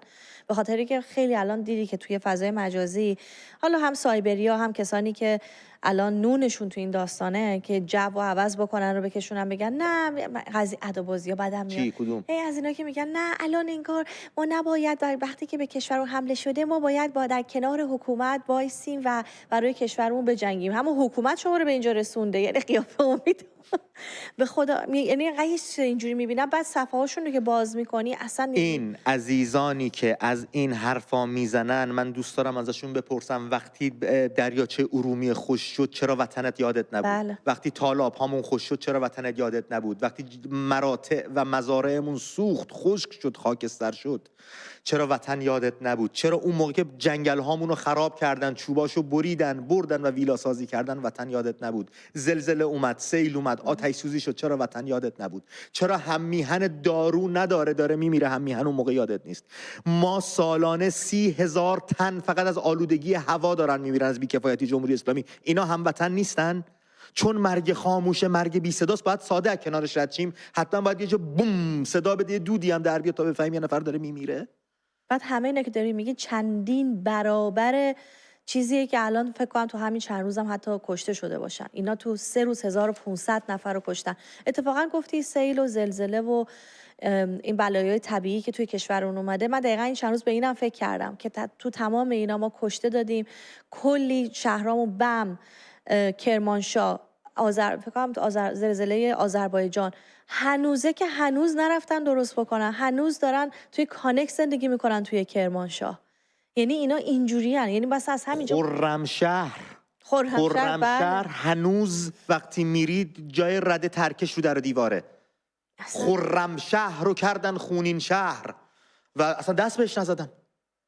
همینجوری گشتم بمونه. بندر عباس مگه رسیدن بهش؟ سیستان و بلوچستان مگه رسیدید بهش؟ مگه آخه من نمیدونم اینایی که میگن وطن وطن وطن، بیایید نگاه کنید ببینید در 46 سال گذشته ایران کجا بوده از نظر موقعیت جهانی، از نظر سطح رفاه و زندگی مردم، از نظر ارزش پول ملی، از نظر ارزش پاسپورت، از نظر روابط و مراودات با کشورهای منطقه و کشورهای جهان. ببینید کجا بودیم، رو ایرانی چه حسابی میکردن، الان ایرانی کجاست روش چه حسابی میکنن. الان یه چیز اینم گفتیم پس منم اینجا اینم اضافه بکنم، اینه که همین کسانی که راه میافتادن مثلا دل میسوزوندن وای غزه اینجوری غزه اونجوری، خارجی‌ها رو دارن میگن. الان هیچ کسی برای ایران هیچ کاری نمی‌کنه، اصلا صداشون در نمیاد. من الان دیدم یکی از دوستامون یه پستی گذاشته بود که بیشتر دوستانش اروپایی و خارج از کشور بودن، گفت یک نفر زنگ نزده حال منو بپرسه به من بگه تو که ایرانی هستی الان چه اتفاقی داره توی کشور توی ایران میفته. یعنی ما فقط خودمون رو داریم، خودمون باید به فکر خودمون باشیم. هیچ جمهوری اسلامی کاری کرده که تمام دنیا سکوت کرده و وایساده پشت اسرائیل و هیچ چیز صداش هم در نمیاد. یعنی این تقصیر جمهوری اسلامیه. یعنی همشون موافقن که داره اتفاق میفته که هیچ کی چی نمیگیره، همه نشستن دارن نگاه میکنن. درست میگه، وقتی من این پست دیدم راست میگه. دوست انگلیسی منم هیچ کس به من مسیج نزد بگه شما خوبین اوکی. با این فلسطینیا all eyes on غزه، چرا الان هیچ کی نمیگه all eyes on ایران؟ عجیبن اصلا. علی از خوزستان زنگ زده بهمون. علی جانم درود بر تو، رو خط برنامه هستی. الو، درود بر شما. به روی ماهت. امید جان سلام. به روی ماهت رفیق. علی جانم خوبی؟ صدامو دادی؟ آره رفیق، آره صدات هست. قربونت. آقا امید، ما هر شب پای برنامه‌تونیم، دمتون گرم. همش انرژی خوب و مثبتید. دمتون گرم. ایشالله زنده باشید، تندرست باشید. آقا امید، من 2 تا از برادرام سپاهی هستن، مدام با اینا دارم صحبت میکنم. تو رو خدا بیاید سمت مردم، تا دیر نشده بیاید. چه رده‌ای دارن در سپاه دادا؟ یکیشون رسمی سپاه، یکیشون حالا نه، به قول معروف قراردادیه. ردش تقریبا میان ردن. من دارم میگم ریزش کنید بیاید سمت مردم تا دیر نشده. اینا خیلی اصرار داشتن، الان نه، نزدیک 10 سال 15 سال پیش که بیا سمت ما. من از همون اول مشخص بود کدوم وریم و جنس اینا رو شناخته بودم. الانم دارم بهشون میگم بیایید سمت مردم تا دیر نشده، بیایید. اون برادری که رسمی متاسفانه کلا شستشو مغزیه، که به هیچ صراط مستقیم نمیشه و این فکر میکنم باید سرش به سنگ بخوره و اون برادرم نه، اون نرم شده. تو کار خودتو بکن، تو به گفتگو ادامه بده، دستشون که به خون کسی حال نیست. تو این شلوغی‌ها و این کشت و کشتارهایی که انجام دادن، اعتراضاتی که شد و اینا، که تفنگ دستشون نبوده که. تماس پرید. من فقط دوسلدورف دیدم 5. بله. دست درد نکن. یه آدرسی رو داره، فکر کنم تو برلین میده. بله برلین. حالا دوستا اومده، اگه بچه‌ها بتونن اینها رو هماهنگ کننده گرد همایی، یا اگر لطف کنن محبت کنن اینها رو به صورت پیام، آدرس، ساعت و اتفاقی که قرار بیفته رو بر ما بنویسن، من اینا رو میتونم به صورت خیلی مرتب، منظم، 1 به 1 با آدرس، ساعت و اون شهر اعلام بکنم که اینجا این آشفتگی و پریشان حالی هم پیش نیاد. بچه هایی که در هر شهر هستن با هم دیگه هماهنگ بشن، یک جا رو مشخص بکنن، آدرسش رو بدن که ما اعلام بکنیم و هم میهنا بتونن بهتون بپیوندن. ما ایرانیای خارج از کشور، خارج نشین، در تبعید یه حرکت مردم پسند، مجلسی، همه پسند انجام بدیم. بچه‌های درون ایران هم یه روحیه‌ای بگیرن از ما تا ببینیم کار به کجا میکشه. اگر بتونیم ما جلوی ویرانی بیشتر میهن رو بگیریم، نقش شهروندی و نقش فرزندان ایران رو به خوبی بازی کردیم توی این بزنگاه سخت و تاریخی. از کرج به همون زنگ زدن، تماس پرید، با پارسا صحبت کنیم از آلمان تا تماسای ایران دوباره وصل بشه. پارسا درود بر تو، رو خط برنامه هستی. سلام جان. درود بر شما. سلام به ملت غریب ایران. من واقعا با یه بغض خیلی بزرگی زنگ زدم بهتون. موضوعی که هست اینه که من سال 1 جزء بازداشت شده های اعتراضی بودم توی خیابون و حدود 1 ماه توی دستگاه شکنجه و بازداشت جمهوری اسلامی بودم و الان حدود 10-12 روز شده که من مهاجرت کردم آلمان درس بخونم. 10-12 روز تازه پس خارج شدید؟ یعنی فقط 12 روز پیش شما ایران بودید؟ بله.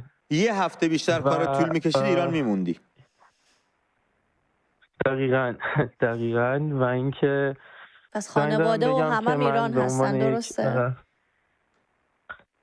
بله متاسفانه، ولی خانواده هم گویا رفتن سمت شمال کشور. خوشحالم که فعلا یه مقداری بیشتر در امانن، ولی موضوعی که هست، من مثل میلیون ها ایرانی دیگه هم یک سری احساسات فوق‌العاده غمگین کننده دارم نسبت به این موضوع، هم یه سری احساسات امیدوار کننده‌ای به آینده دارم. ولی زنگ زدم فقط اینجا خودم رو خالی کنم در واقع. دوباره اگه تو شماره گیری کنی ازت ممنون میشم. نیلوفر از تهران به همون زنگ زد، با نیلوفر صحبت کنیم تو این فاصله. نیلوفر درود بر تو، رو خط برنامه هستی. سلام. به روی ماهت نیلوفر. درود بر شما. امیدوارم که حالتون خوب باشه. سپاس. من خیلی نمیخوام وقت برنامه‌تون رو بگیرم. فقط امروز از بعد از ظهر که کلا نتمون قطع شد، توی گروه دانشگاهمون دیدم که بچه‌ها به جون همدیگه افتادن. یه چند دستگی الان هست بین جوونا، اینه که دارن هموطن خودشون رو وطن فروش خطاب میکنن. من میخوام به این دوستان بگم که وطن فروش ما نیستیم. ما خوشحال نیستیم از این که کشورمون داره بمباران میشه، ولی خوشحالیم از این که دارن اونایی میمیرن که ما اگر هممون هفتی به دست هم میمدیم کف خیابون زورمون نمیرسید اینا رو بکشیم. اینا کسایی هستن که بچه‌های ما رو، دستگلای ما رو جلوی چش خودمون که کف خیابون بودیم پرپر کردن. پس از این بابت ما خوشحالیم. ما خوشحال نیستیم که یک کشور دیگه تجاوز کرده به خاک ما، ولی شما که دارین این حرفا میزنین نابینا بودین، ندیدیم 46 سال به ما تجاوز شده. جمهوری اسلامی کشور ما نیست. الان دارن میبینن. بله تماس قطع شد. پریسا گفته میگن فیلم نگیرین وطن فروش هستی، تا کانال دانشگاه ما میگن امید جان حقیقت، میگن کانال دانشگاه ما حقیقت رو میگه. شما کار خودتو بکن خانم، شما فیلمتو بردار، لحظاتو ثبت کن، تصویربرداریاتو بکن. این بچه‌ها ما الان در این روزها داریم تاریخ رو زندگی میکنیم. بعدها قراره بنویسن در سال 2025 فلان اتفاق فلان جا افتاد، فلان درگیری بین ایران و ما داریم تاریخ رو الان زندگی میکنیم. تا میتونید بنویسید، تا میتونید ثبتش کنید، تا میتونید روزنگار بنویسید، تا میتونید تصویر برداری کنید از استرس مردم، از استیصال مردم، از وحشت مردم، از اتفاقی که افتاده، از انفجارهایی که داره صورت میگیره، چون تمام اینها یک مسبب بیشتر نداره و اون علی خامنه‌ای رهبر جمهوری منحوس اسلامی. من یه چیز اضافه بکنم. پس اسرائیل خیلی وطن فروشن که هر شب میان گزارش میدن، فیلم‌ها رو پخش میکنن که چه اتفاقی داره توی ایران، توی کشورشون میفته، تعداد کشته شده ها رو میدن، تعداد مجروحین رو میدن. بله. لحظه به لحظه رو داره گزارش میده برای سر مردمشون کلا نمیذارن. سر مردمش کلا نمیذاره، دروغ نمیگه، خیلی وطن فروشه. وطن فروشی، وطن پرستی و وطن فروشی تعریف‌های مشخص داره. کامران درود بر تو، رو خط هستی. امید جان سلام، خوبی؟ به روی ماهت رفیق، سپاسگزارم.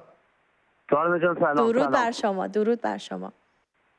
من فکر کنم 20 دقیقه است دارم سرپا جلوی تلویزیون وایسادم. آخه کامران از کجا هستی؟ صدامو داری؟ تهران. آره داریم میشنویم. بگو رفیق تا قطع نشده. ببین من دقیقاً تهران شرک وردآور جا من میگم، مثل این یه سری قرطی‌ها نیستم آی منطقم فلان. وردآور جایی هم هستیم که چیزکر رو میزنن شبا میبینیم، نمیدونم غرب تهران رو میزنن راحت میبینیم. و یه چیز رو میخواستم بگم به عنوان پیشنهاد. من صدای شما رو ندارم. خواهش میکنم. ما داریم گوش میکنیم روی صحبت‌های تو که ما حرف نمیزنیم رفیق، ما گوش میکنیم. کامران جان تو ادامه بده. چون من دیدم صحبتی نمیشه. نه داریم گوش میکنیم. فقط میخوام تا قطع نشده سریع پیامتو برسونی. آره آفرین. یه حرکت برای که اینترنت میخوام بگم. بله. بچه‌ای که میگن اینترنت نداریم، چون من تمام خطا رو دارم. خب تمام خطا رو دارم. با اولین بارم شماره‌تو گرفتم خیلی راحت. ای وای. گفتم زودتر صحبت کنیم تا قطع نشده. اگه میتونی کامران دوباره فکر کنم می‌خواست یه راهکار به بچه‌ها که چطوری بتونن با خارج از کشور تماس بگیرن. احتمالاً می‌خواست خط مشخصی رو که بگه من همه این خطا رو دارم، این خط داره از همه بهتر کار میکنه. حدس میزنم، فکر میکنم، نمیدونم تا ببینیم چطور میشه. بچه‌ها میگن فراخوان‌ها رو اعلام کن، لندن رو هم بگو. امید بچه‌های لندن هماهنگی‌ها رو انجام بدید، به من بگید کی قرار کجا جمع بشیم که من بگم اطلاع رسانی بکنم، آگاهی رسانی بکنم. یکی از رفقامون کینگ رضا پهلوی پرسیده که اگر فوردو رو بزنن و این مواد رادیواکتیو پخش بشه و محیط زیست رو بخواد آلوده بکنه تکلیف چیست؟ این یکی از بزرگترین نگرانی‌های ساکنان اون منطقه و مردم سرزمین اون هستش. من نمیدونم واقعا، هیچ تخصص و سررشته‌ای تو این زمینه ندارم.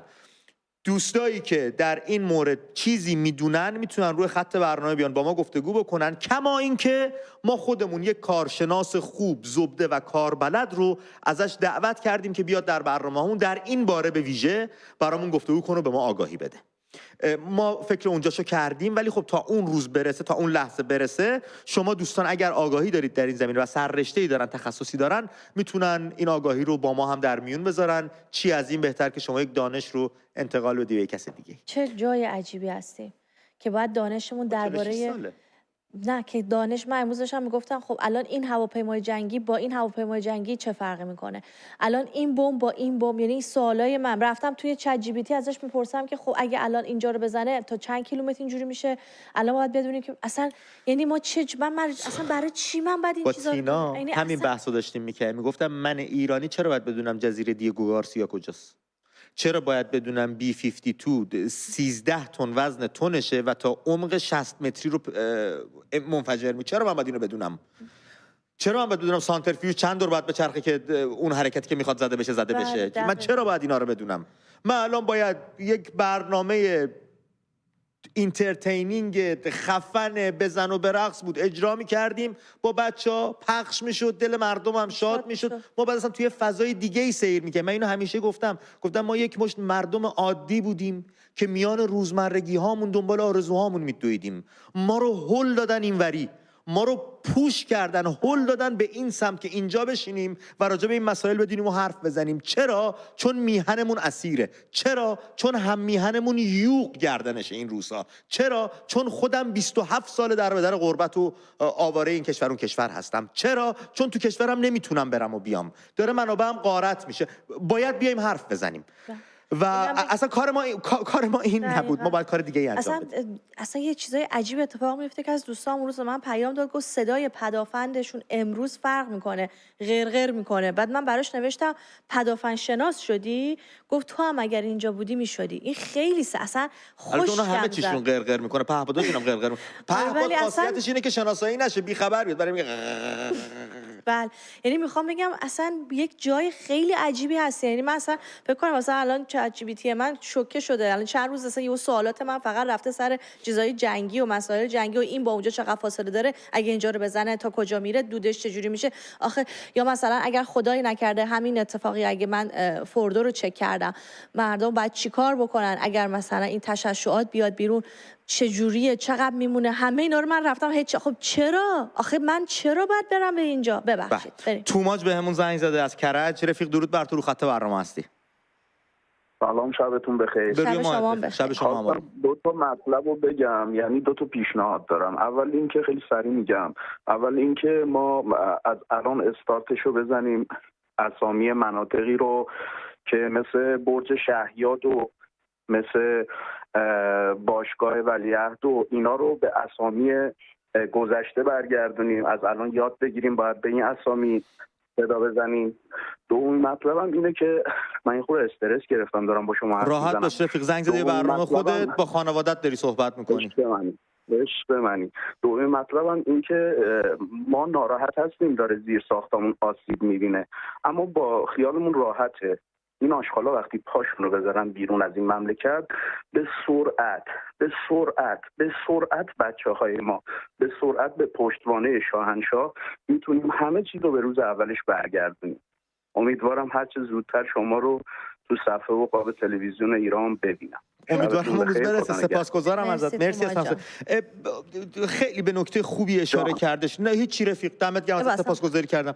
خیلی به نکته خوبی اشاره کردش. ببینید وقتی با تکنولوژی و امکانات 80 سال پیش رضا شاه بزرگ فقط با اراده ملی و خواست آبادانی تونست در درازای 16 سال کشور رو از اون گنداب قاجار برسونه به اون مدرنیته‌ای که اون موقع بود، با علم امروز، تکنولوژی امروز و اتفاقات امروز ما خیلی قشنگتر، بهتر و زودتر میتونیم به آبادانی و توسعه برسیم اگر اون خواست ملی باشه، اگر اون کمر همت بسته بشه. که این کمر همت و خواست ملی امکان نداره اتفاق بیفته مگر اینکه یک حکومت و دولت ملی میهنی سر کار باشه، کسی که ایران رو خونش بدونه و ایرانی رو فرزندش بدونه، جون بده برای این دوتا، بره زمین و زمان رو به هم بریزه که این دوتا در آسایش باشن.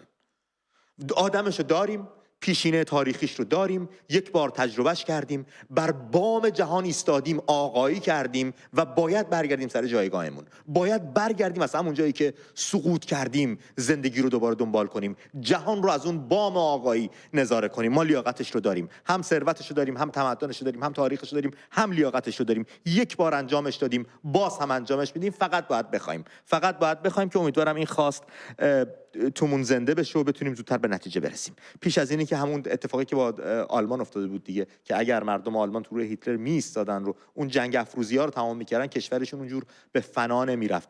ما تاریخ جلو چشمونه، میتونیم ازش درس بگیریم، میتونیم ازش تجربیاتش رو ازش نکته برداری بکنیم. من سری به خبرگزاری‌های درون ایران بزنم. سخنگوی عملیات وعده صادق 3، این سخنگو هم داره وعده صادق 3 بعد از این همه تأخیر، اصلا داشت به فرار شده بود صبر ایوب 1، الان سخنگو هم داره. از تهران داوود زنگ زد. داوود پاسخگو باشیم بعد بهتون میگم. داوود درود بر تو، رو خط برنامه هستی. درود بر شما. درود بر شما. درود ماه رفیق. بر شما خوش، قربونتون برم. خدا نکن. در خدمتیم. سلام خانم، وقتتون بخیر. بله وقت شما بخیر. درود بر شما. بفرمایید. من داوود هستم. همیشه خودم رو به مهران جان، خودتون میدونین، در لس آنجلس. بله مهران عزیزم، بله رفقای گل ما هستش. بله همیشه معرفی میکنم از سیستان، فعال این رادیو هم. منتها امروز میخوام بگم امشب تابود هستم از سیستان، نه از تهران. در کنار هموطنانم هستم در تهران عزیزمون. رفتی تهران؟ از اون بله. به به، دمت گرم داوود. اومدی پیش رفیقای تهرانیت که تنها نباشن؟ بله حتما همینطوره. دم شما گرم رفیق. دم شما گرم دریا. از تهران برای ما بگید لطفا. من در تهران در کنار اون عزیزانی هستم که امشب یا شب‌های قبل یا فردا شب اون صداها و انفجارهایی رو دارن تحمل میکنن که من سال 67 در اون شهر بودم. از صفحه که کادر بگیر تا سرخ حصار، تا اون میدون تیر تلو که امروز حکیمیه شده، در کنار ساختمون هایی که دانشجویان عزیزمون رو بردن، سپر انسانی کردند و در کنارش اون همه ساخت و ساز نظامی ایجاد کردند، تا تهران سر و شهرک واوان و نمیدونم نوبنیاد و ولیعصر و جردن و نازی آباد بازار دوم. من همونم. منتها میخوام بگم آقای غارنشین، تو به همون غاری رفتی که متعلق به اونجا بودی. شجاعت همون زلستیرم نداری که با لباس رزم بیای در کنار مردمت بیستی و بگی من فرماندم. حالا داوود یه چیز واقعا با اندک آبرویی و از این حرفایی که خودش می‌داره چیز بانمک‌تر بهت بگم. سخنگو عملیات وعده صادق قصه گفته موشک‌های رعدآسای هوافضای سپاه پاسداران. این موشک‌های رعدآسای هوافضای سپاه پاسداران، این هوافضای سپاه پاسداران همونه که فرماندهش تو زیر زمین زدن، هوافضای سپاه تو زیر زمین فرماندهش زدن، اونو داره میگه. نخواهند گذاشت لحظه ای را بیرون از پناهگاه‌های زیرزمینی سر کنید، داره مردم اسرائیل میگه. اون کسی که لحظه ای رو فعلا از پناهگاه زیرزمینی بیرون سر نکرده رهبرته. بله. رفته تو سوراخ موش، درم نمیاد. ای کاش، نه اصلا ای کاش چیه؟ هیچ. شما بگو، ادامه بده. بعد این پرده قهوه‌ای چیه پشت همتون این روزا آویزونه؟ قهوه‌ای رنگ چیه؟ میگفتن قرمز که رنگ مثلا جنگ، سبز که رنگ فلانه. این قهوه‌ای رنگ چیه؟ حالت الانتونه؟ به خودتون ترسیدید؟ دیدم اینم پخش شده. البته دومیه من مطمئنم که مثلا شک نکن که عکس اولیه بود، یعنی جاشو عوض کرده بود رفته بود. فکر کنم اصلا دفعه پیش طبقه 11 طبقه پایین بود، دفعه 30 طبقه پایین بود. حالا لحظاتی پیش العربیه هم به گفته ترامپ اعلام کرده هفته آینده اتفاق بزرگی در راه است. ترامپ گفته؟ بله، العربیه به نقل از تهران به گفته ترامپ بازگو کرده که هفته دیگه اتفاق بزرگی در راه است. با بیانیه‌های فیک رژیم صهیونیستی هم توجه نکنید. اینو مجری شبکه 3 گفته. بیانیه‌های فیکشون که مثلا ممکن است توسط رژیم صهیونیستی بیانیه‌هایی صادر شود که نیت آن آسیب زدن به مردم ایران باشد. برای همین میگه کدوم منطقه خالی بکنه یا زنگ میزنه بهش. شب گذشته رژیم صهیونیستی اطلاعیه فیکی، بعد تو ادبیاتشون از فیک استفاده میکنن، میبینی درباره تخلیه مردم از منطقه 18 صادر کرد. نیت آنها آسیب زدن به مردم، این حرفا اینجوری باز خوبه اونا میگن. از شما بهتره که نه آژیر میزنید، نه خطر میگید، نه پناهگاه دارید، نه اصلا آمار کشته ها و جانباختگان رو میگید، نه اصلا میگید کدوم بیمارستان ما بدیم اعطای خون بکنیم، نکنیم، چیکار کنیم. هیچ چی. باز این خدا پدر مادرشون رو بیامرزه، میگه آقا اونجا رو خالی کن، من میخوام بزنم. جنگم همینه دیگه، نه؟ آدم میگه تو جنگم باید یه مرامی داشته باشه دیگه، که شما اونم ندارید. گفتن اونایی که لیزر سبز میندازن رو گزارش بدین، وانت مشکوک دیدین گزارش بدین. همه رو باید گزارش بدین. آدمای مشکوک خونتون راه ندین. یعنی یه جوری صحبت که از در که میای بیرون بعد شروع کنی گزارش دادن. هر چی ببینی باید گزارش بدی. یعنی فقط آدم فروش بار میاره. آره. پدرام بهمون زنگ زد از تهران. پدرام درود بر تو، رو خط بر. سلام جان. به روی ماهت پدرام. حسن باشید. از شما از سالم جون تشکر میکنم. مخلص. خیلی ممنون از لطفی که داشتید، اطلاع رسانی دقیقی که داشتید. من زمان انقلاب مهدام دوبار باهاتون تماس گرفتم، الان نمیدونم خاطرت باشه یا نه. نه، با شوربختی به خاطر ندارم. درگیری شده بود و منو گرفتن، از صندوق عقب فرار کردم. بله. به پاد زده بودن مثل اینکه. نه حالا دستم بودش، ولی میگم اشتباه کردم. من یه چیزی که خیلی اذیتم میکنه تو این چند وقته، این بعضی مردم میگن که خیلی حالت دورویی دارن.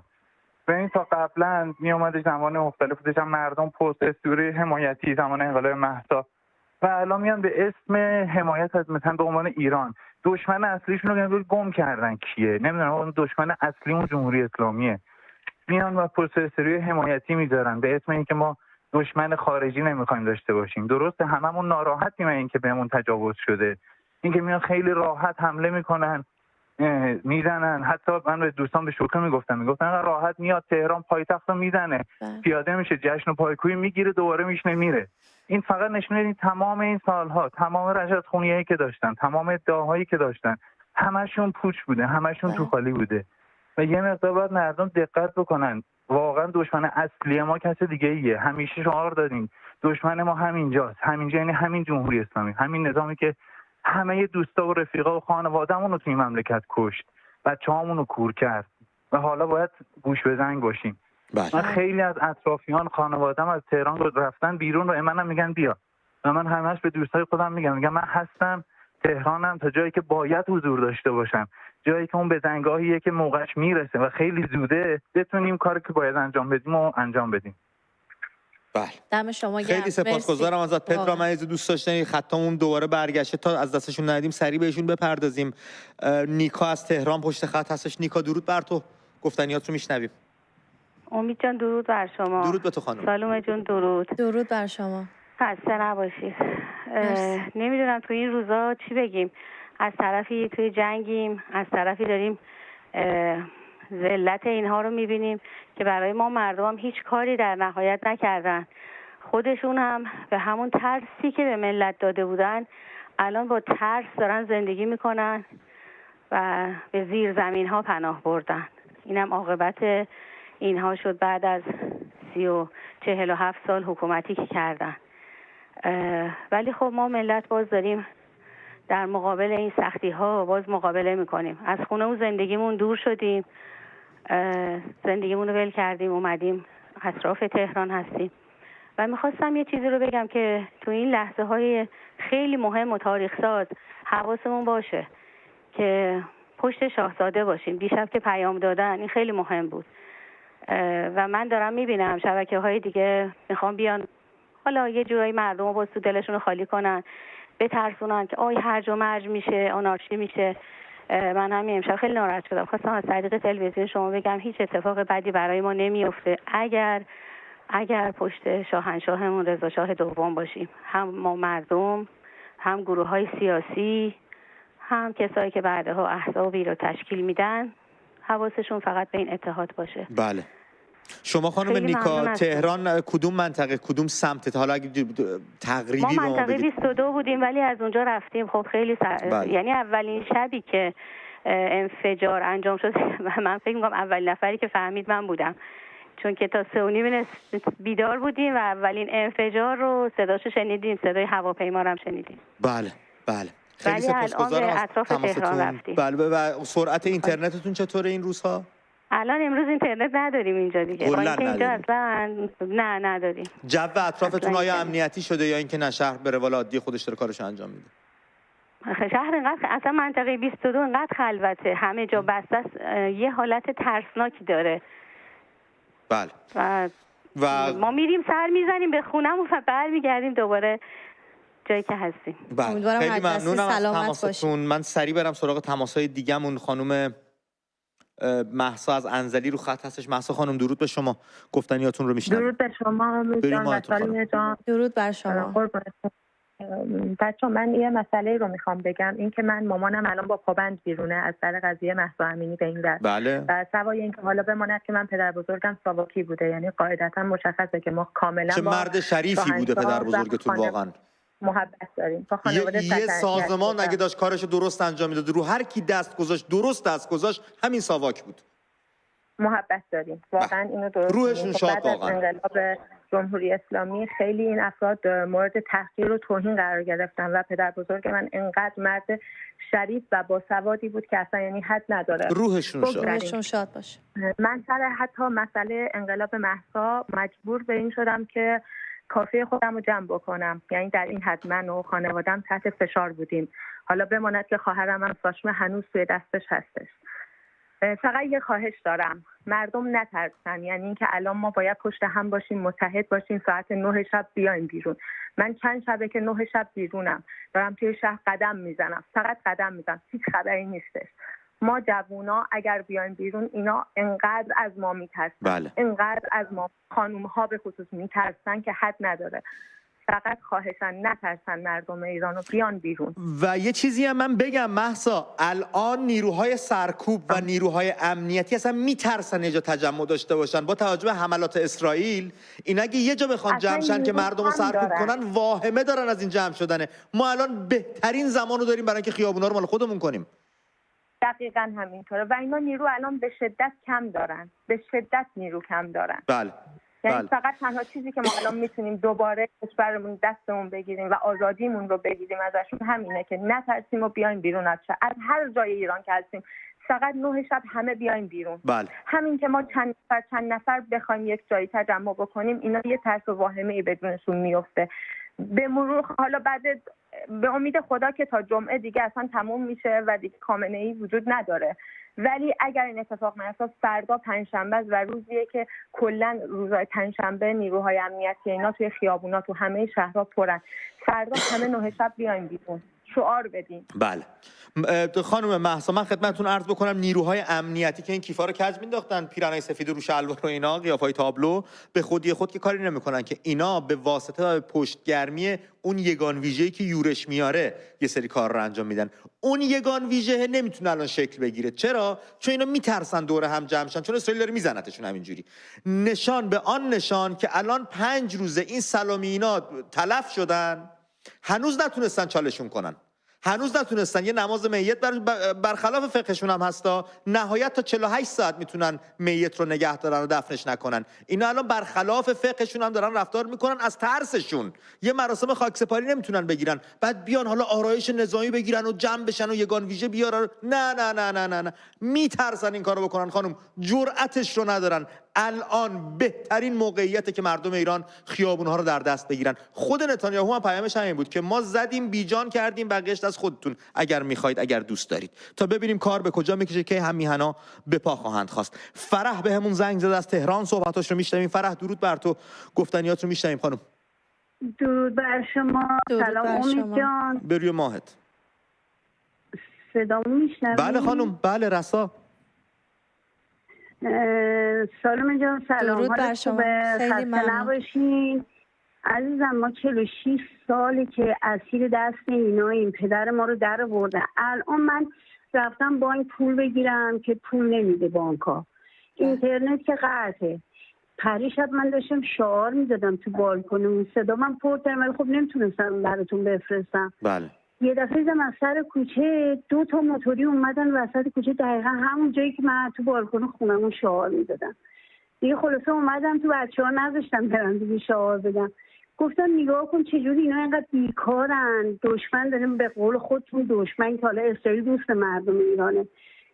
اومدید با مردم درگیر شدید، وای میسید سر کوچه ها که بیایید ببینید کی شعار میده کی شعار نمیده که مردم رو سرکوب کنید. 2 ساعت این موتوریا وسط کوچه بودن و الکی تلفن برداشته بودن واسه خودشون صحبت میکردن که یعنی ما آره اینجا داریم حرف میزنیم مردم عادی هستیم. که من دیگه اومدم تو، الانم رفتم که بان دیدم چقدر موتوری تو خیابونا خلوت، مغازه ها بسته، ولی اینا تو خیابون ولو هن، تو کوچه ها همینطور میرن. بعد من میخواستم بگم تو تهران پارس یه جا هستش آمبولانس و اینا هست توی خونه. چطور ممکنه که آمبولانس توی خونه باشه؟ بعد دیدم موتوری از توش همینطور میاد بیرون. پشت این خونه های زرتشتی، من نمیدونم اونجا چیه، ولی خب میدونم زرتشتی ها اونجا هستن. اینا پایگاهشونه دیگه. یعنی مردم فقط اومدن سرکوب کنن. به قول خودتون میگید الان دشمن اومده تو خاکمون، ولی شماها با مردم دارید میجنگید. کی میخوان اینا بفهمن که بابا ما مردم باید کنار همدیگه باشیم، مردم باید با همدیگه یکی بشن؟ اینا هیچی هم نیستن. خدا شاهده من برای مهسا که سالش هم بود رفته بودیم بیرون، با این مامورا حرف میزدم، بهشون میگفتم برای چی تو روح مردم وای نیستید؟ ولی خب گفتن که ما مجبوریم. گفتم مگه چقدر بهتون میدن که تو روی مردم خودتون وایسید؟ درگیر میشید اینجا. ولی خب بعضیاشون سرشون رو مینداختن پایین، ولی بعضیاشون معلوم بود اصلا ایرانی نیستن. بله. زنگ زدم که بگم مردم با هم دیگه یکی بشن، هوا هم دیگه رو داشته باشن. به قول امیدجان که میگه دست همون بگیریم، ما کسی رو نداریم، همدیگه رو داریم. فقط همون که موفق بشیم. مرسی، ممنون. من فکر میکنم همه اینا باز از ترسشونه، یعنی چون میترسن از تنها چیزی که میترسن هم الان همینه دیگه، چون دیگه چیزی باقی نمونده به نظر من. و تینام که همیشه میگه اینا سقوط کردن، فقط همین این زورو دارن بزنن که این موتوریا رو، این بچه‌ها رو، اتفاقا دوستانی که زنگ میزدن و برای ما تعریف میکنن روی خط زنده من و تو و میگفتن که اینا میان وای میسن جلو مردم میگیرن و بچه هستن، یاد خودمون افتادم. هم موقعی که در ایران بودیم، موقعی که ایست بازرسی بود، همه یه مش بچه که پشت لبشون هم سبز نشده بود و یه دونه اسلحه همینجوری دارن دستشون. یعنی من اصلا وقتی این صحنه رو که داشتم میگفتم، من دقیقاً یاد اون دوران افتادم. بله، رفیقمون MK امینی یک جمله کوتاه و بسیار ژرف اینجا نوشته جمهوری اسلامی بیگانه ترین آشناست. و چقدر عمیق این جمله کوتاه و چقدر درست. خیلی سپاسگزارم ازت رفیق. بریم سراغ تماس‌های تلفنیمون. سوگند از تهران پشت خط. سوگند، درود بر تو، گفتنیات رو میشنویم. الو خانم، درود بر شما. سلام، وقتتون بخیر. درود به شما، سپاسگزارم. عصر خوش یا شب، نمیدونم ساعت چنده. از شما مرسی. ممنون از شما، از برنامه من و تو که انقدر هوای مردم ایران رو داره. من از منطقه ملیت میزنم، از ظهر تا حالا دارن فقط موشک میزنن. اصلا یک شرایط خیلی بدی توی تهران حاکمه، ولی ما همچنان هستیم. ما پای ایرانمون میمونیم و منتظریم که ایرانمون به زودی زود آزاد بشه. من پدرم 5 سال زندان سیاسی بوده سالش و با افتخار همیشه ازش حرف میزنم و همیشه به نیکی ازش یاد میکنم. امیدوارم به زودی زود ایرانمون آزاد بشه و شاهنشاه عزیزمون رو تو ایران ببینیم. امیدواریم این اتفاق بیفته و آزادی میهن و هم میهن رو ببینیم و بتونیم یک جشن پیروزی بگیریم به وسعت ایران. و چقدر زیبا بشه اون روز، چه بچسبه بهمون این جشن بچه‌ها. مغازه عباس آقا رو فراموش نکنینا، یه تاقار ماستوخیا رو یادتونه که. کامران بهمون زنگ زد از تهران. کامران، درود بر تو، گفتنیات رو میشنویم. جان سلام مجدد، خیلی مخلصیم. کامران قطع شده بودی، چه خوب شد دوباره زنگ زدی. برو بریم. آقا من 10 دقیقه است دارم تمام صحبت‌ها رو میبینم. برو میبینم نگاه میکنی به تلفنام. آره کامران، تا قطع نشده بگو دادا. همون ماستوخیا رو که اصلا من خودم مخلصتم، عرق دو آتیشه 80%. خواهش میکنم راههای ارتباطی رو بگو لطفا. اون سوخت هواپیماست دیگه 80%. بگو. آره میارم، اونش با من. بگو. ولی مهمترین چیز، به هر کسی که واقعا میخواد باهاتون تماس بگیره یا اینترنت صحبت کنه نخند، نمیذاره بگم امید. فقط بهش بگید اگر سیم کارت تالیا، فقط سیم کارت تالیا، نمیذاره سیم کارت تالیا. بعد اونا میتونن با خارج از کشور تماس بگیرن. یه سری هم نمیدونن اصلا خط تالیا چیه. سیم کارت تالیا پیش شمارش 0932. هر کی میتونه تهیه کنه. 932. چون من دارم از 20-25 سال پیش دارم. 0932 تنها خطیه که ردیابی نمیشه. من الان بله چرا نمیتونم. 0932 نه ردیابی میشه، اینترنتش یه خورده ضعیف است، ولی از منوی گوشی بیارن روی سیستم 2G یا 3G جواب میده خیلی راحت. عالی کامران. احتیاج به نرم افزار. جان میگم عالی گفتی بهمون، ممنونم از این آگاهی رسانیت. خب بیشتر حسم برای این بود که بگم، چون میبینم اینجا خب الان این سیم کارت تالیا رو هر کسی میتونه تو ایران تهیه بکنه؟ هست بله، ولی خب چون مربوط به دولت نیست نمیتونه روش ردیابی کنه، یه خورده تهیه شارژش ضعیفه. متوجه شدم که ولی امکان پذیره. با کد داره. با آره احسن پیش شماره 0932. دیگه چی بیشتر برامون بگو تا قطع نشدی کامران. توی غرب، توی منطقه غرب، حالا من بچه جنت آباد آریاسر اینا، ولی یه 2-3 سال یه مقرمون حالا اومده توی قلعه حسن خان. بچه‌های با وجودن اونجا، بچه‌های دیگه هم با وجودن، ولی فقط یه اراده بشه. یعنی همه منتظریم. ببین همه منتظر نشدم. نه چیزی نگفتیم، ما داریم گوش میکنیم. همه منتظر چی هستید گفتی؟ فقط منتظر یه جرقه بگن آقا برید فلان کلانتری رو بگیرید، یعنی اینجوری همه کار آماده. من اصلا فکر نکنم دیگه احتیاجی داشته باشه شما برین کلانتری بگیرید. برای چی برین کلانتری بگیرید؟ نه نمیخواد. اول عکس تمام اون جای ایسپازرسی که ملت وایس آقا یه سری از ایسپازرسی 4 تا آدم معمولی ان، یه لباس هچلها پوشیدن، اصلا نمیشناسی کیه. خب همین میگم، من اصلا فکر نمیکنم دیگه خیلی کسی باقی مونده باشه.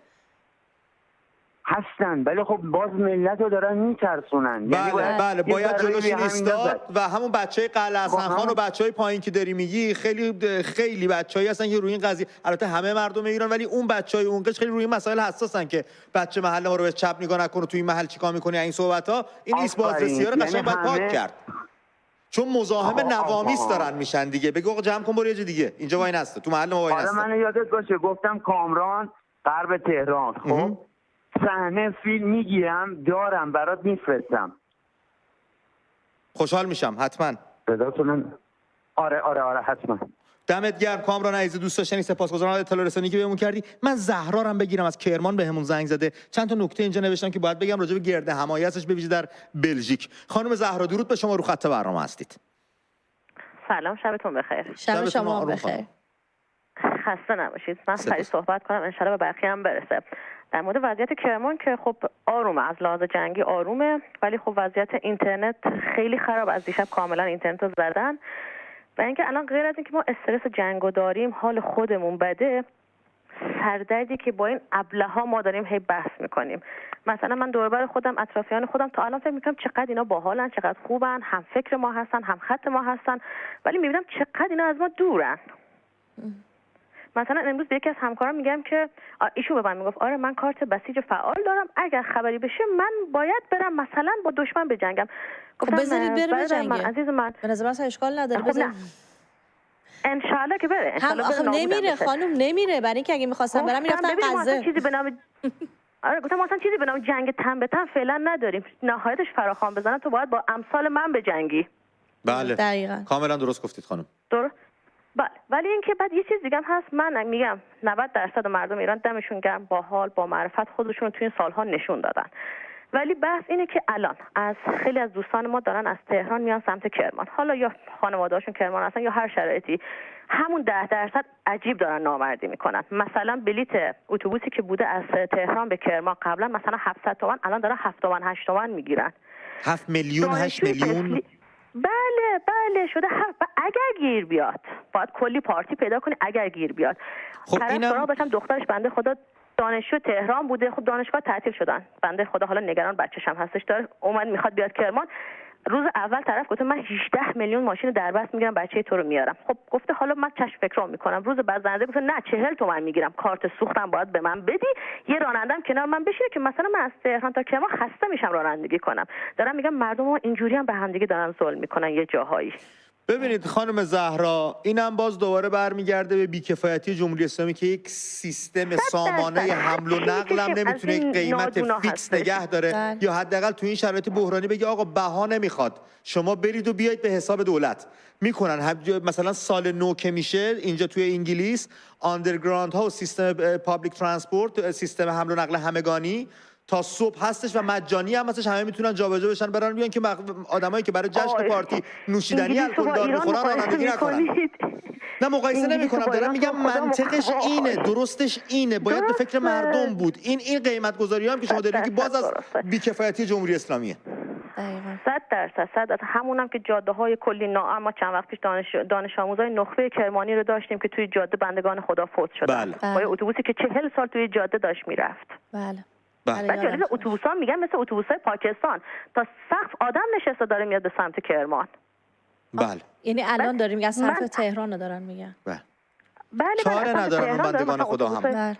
بله اونم مجبوره دیگه، پدری که بخوام بچه‌ش داره اونجا درس میخونه مجبوره 18 تومن 19 تومن 20 تومن بده که بچه‌ش صحیح سلامت برسه بالاخره. بله با شوربختی. میگم هست من در مورد مثلا یه دست کاسبای اطراف خودم که بسیار وضع مالی اوورتی دارن، بسیار وضع مالی خوبی دارن، امروز ناراحت بودن که آره اگر دلار بشه اینقدر ما نتونیم جنس بفروشیم و نتونیم پسته بفروشیم و نتونیم فلان کنیم. گفتم عزیز من برادر من، روزی که تو میتونستی همراه با بقیه باشی کرکره مغازات بیاری پایین و نیاوردی، الان غصه جنگو داری میخوری؟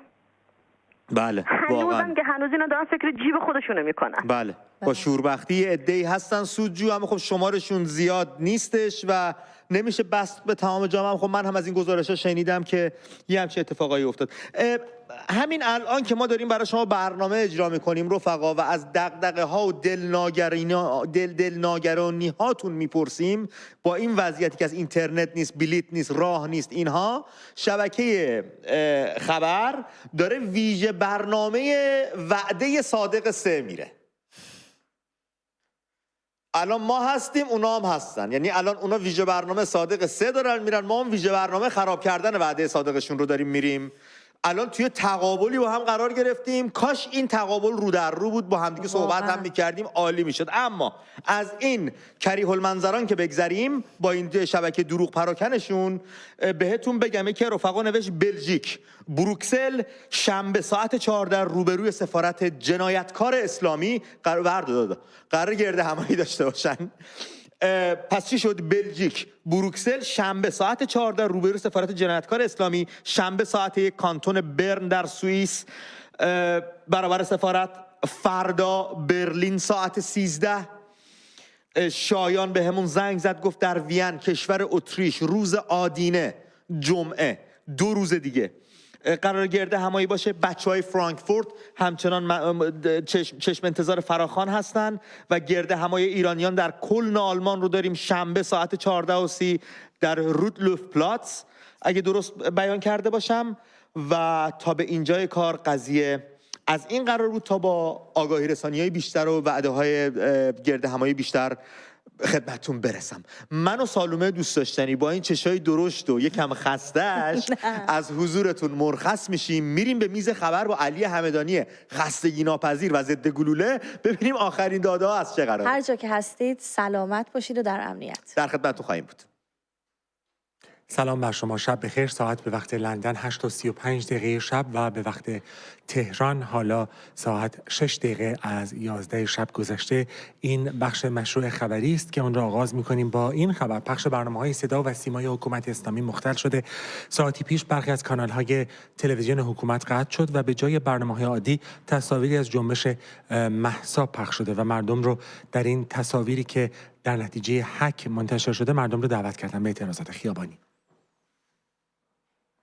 بله، بعد این تصاویر رو تماشا بکنیم. تصاویر همین لحظه به دست ما رسیده به خاطر اینکه اینترنت در ایران برای ساعت‌های متمادین قطع بود.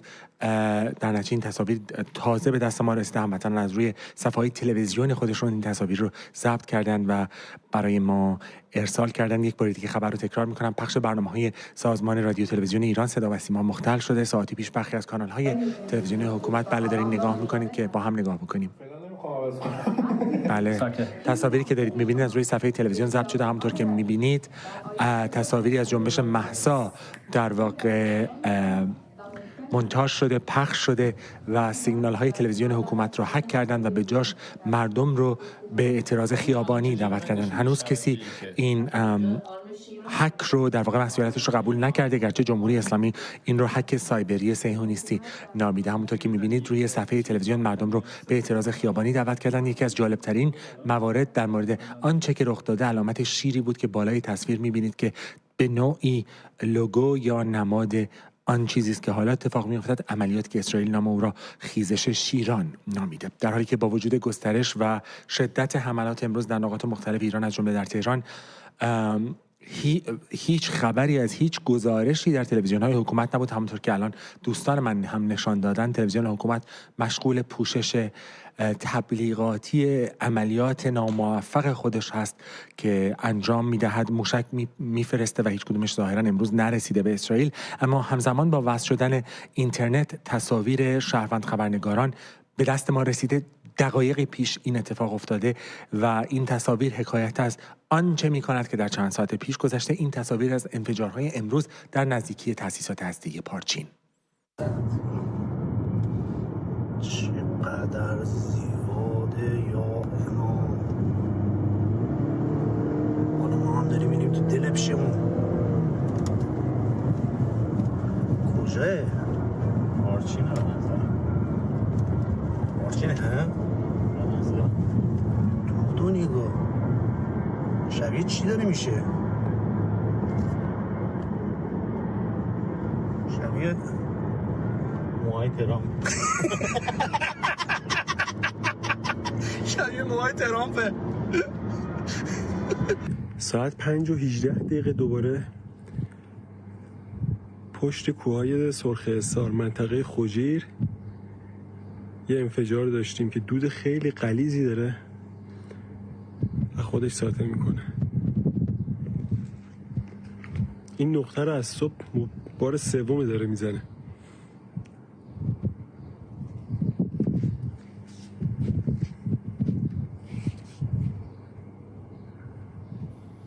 تصاویری که میبینید با وجود آنکه ظاهراً آنچه که دیدید بعد از ظهر یا صبح امروز اتفاق افتاده، اما این تصاویر تازه به دست ما رسیده. ارتباطات اینترنتی در ایران مختل شده و ظاهراً به لحظاتی پیش این ارتباطات تا اندازه‌ای وصل شده. تصویر دیگه‌ای میخوام به شما نشون بدم که از پردیس به دست ما رسیده.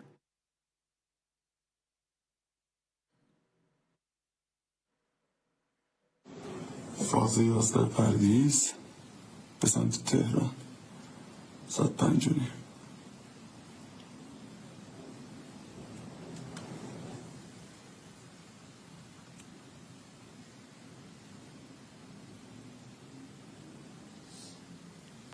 بر اساس گزارش‌هایی که عصر امروز منتشر شد و البته پیش جمهوری اسلامی هیچ اشاره‌ای فعلا بهش نکرده و در زمانی که اینترنت قطع بود مشخص نبود چه اتفاقی افتاده، وزیر دفاع اسرائیل کاتس در شبکه اکس خودش نوشته که ساختمان امنیت داخلی که بازوی مرکزی سرکوب رژیم اسلامی بوده نابود شده. به نظر می‌رسه که آقای کاتس به ساختمان فرماندهی فراجا در نزدیکی میدان ونک در تهران اشاره می‌کند که تصاویری از دود در نزدیکی آن منتشر شده. تصاویری که میبینید تصاویر دیگری هست که عصر امروز در تهران ثبت شده اما لحظاتی قبل به دست ما رسیده. اینجا شهر قدس، چهارشنبه 28 خرداد. اینجا رو دم گوشمون زدن. دوتام اینجا زدن چند دقیقه پیش. اینجا را که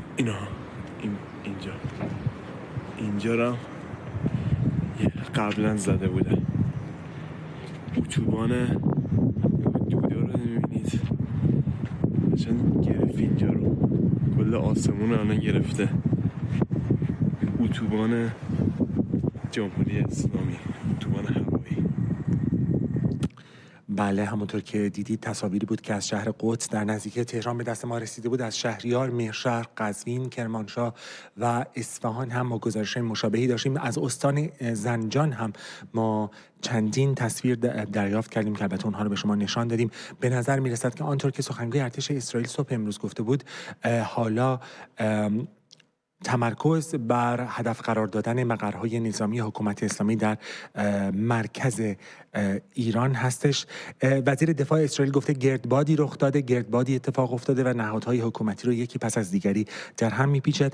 امروز وزارت دفاع اسرائیل IDF در تصاویر مختلفی منتشر کرد از آنچه که در ساعات گذشته اتفاق افتاده. از جمله تصویری که می‌بینید تصویر حمله به سایت تولید سیستم‌های ناوبری موشک‌ها هست که نگاه می‌کنید امروز انجام شده در ایران، و تصویر دیگری هم منتشر کردن از حمله به سایت تولید موشک‌ها. تصویر دیگری هم منتشر کردن حمله به سایت تولید موشک‌ها. بله، تصویر رو دارید می‌بینید. در همین حال دونالد ترامپ رئیس جمهوری آمریکا امروز در گفتگوی کوتاهی با خبرنگاران درباره احتمال پیوستن ایالات متحده به جنگ علیه جمهوری اسلامی چنین گفت. این تصاویری است که حدود 2 ساعت قبل به دست ما رسیده از دونالد ترامپ که در گفتگوی با خبرنگاران گفته که آیا به ائتلاف با اسرائیل دست خواهد زد برای حمله به مواضعی علیه جمهوری اسلامی، از جمله به تأسیسات هسته فوردو که میدونیم زیر زمین هست، حدود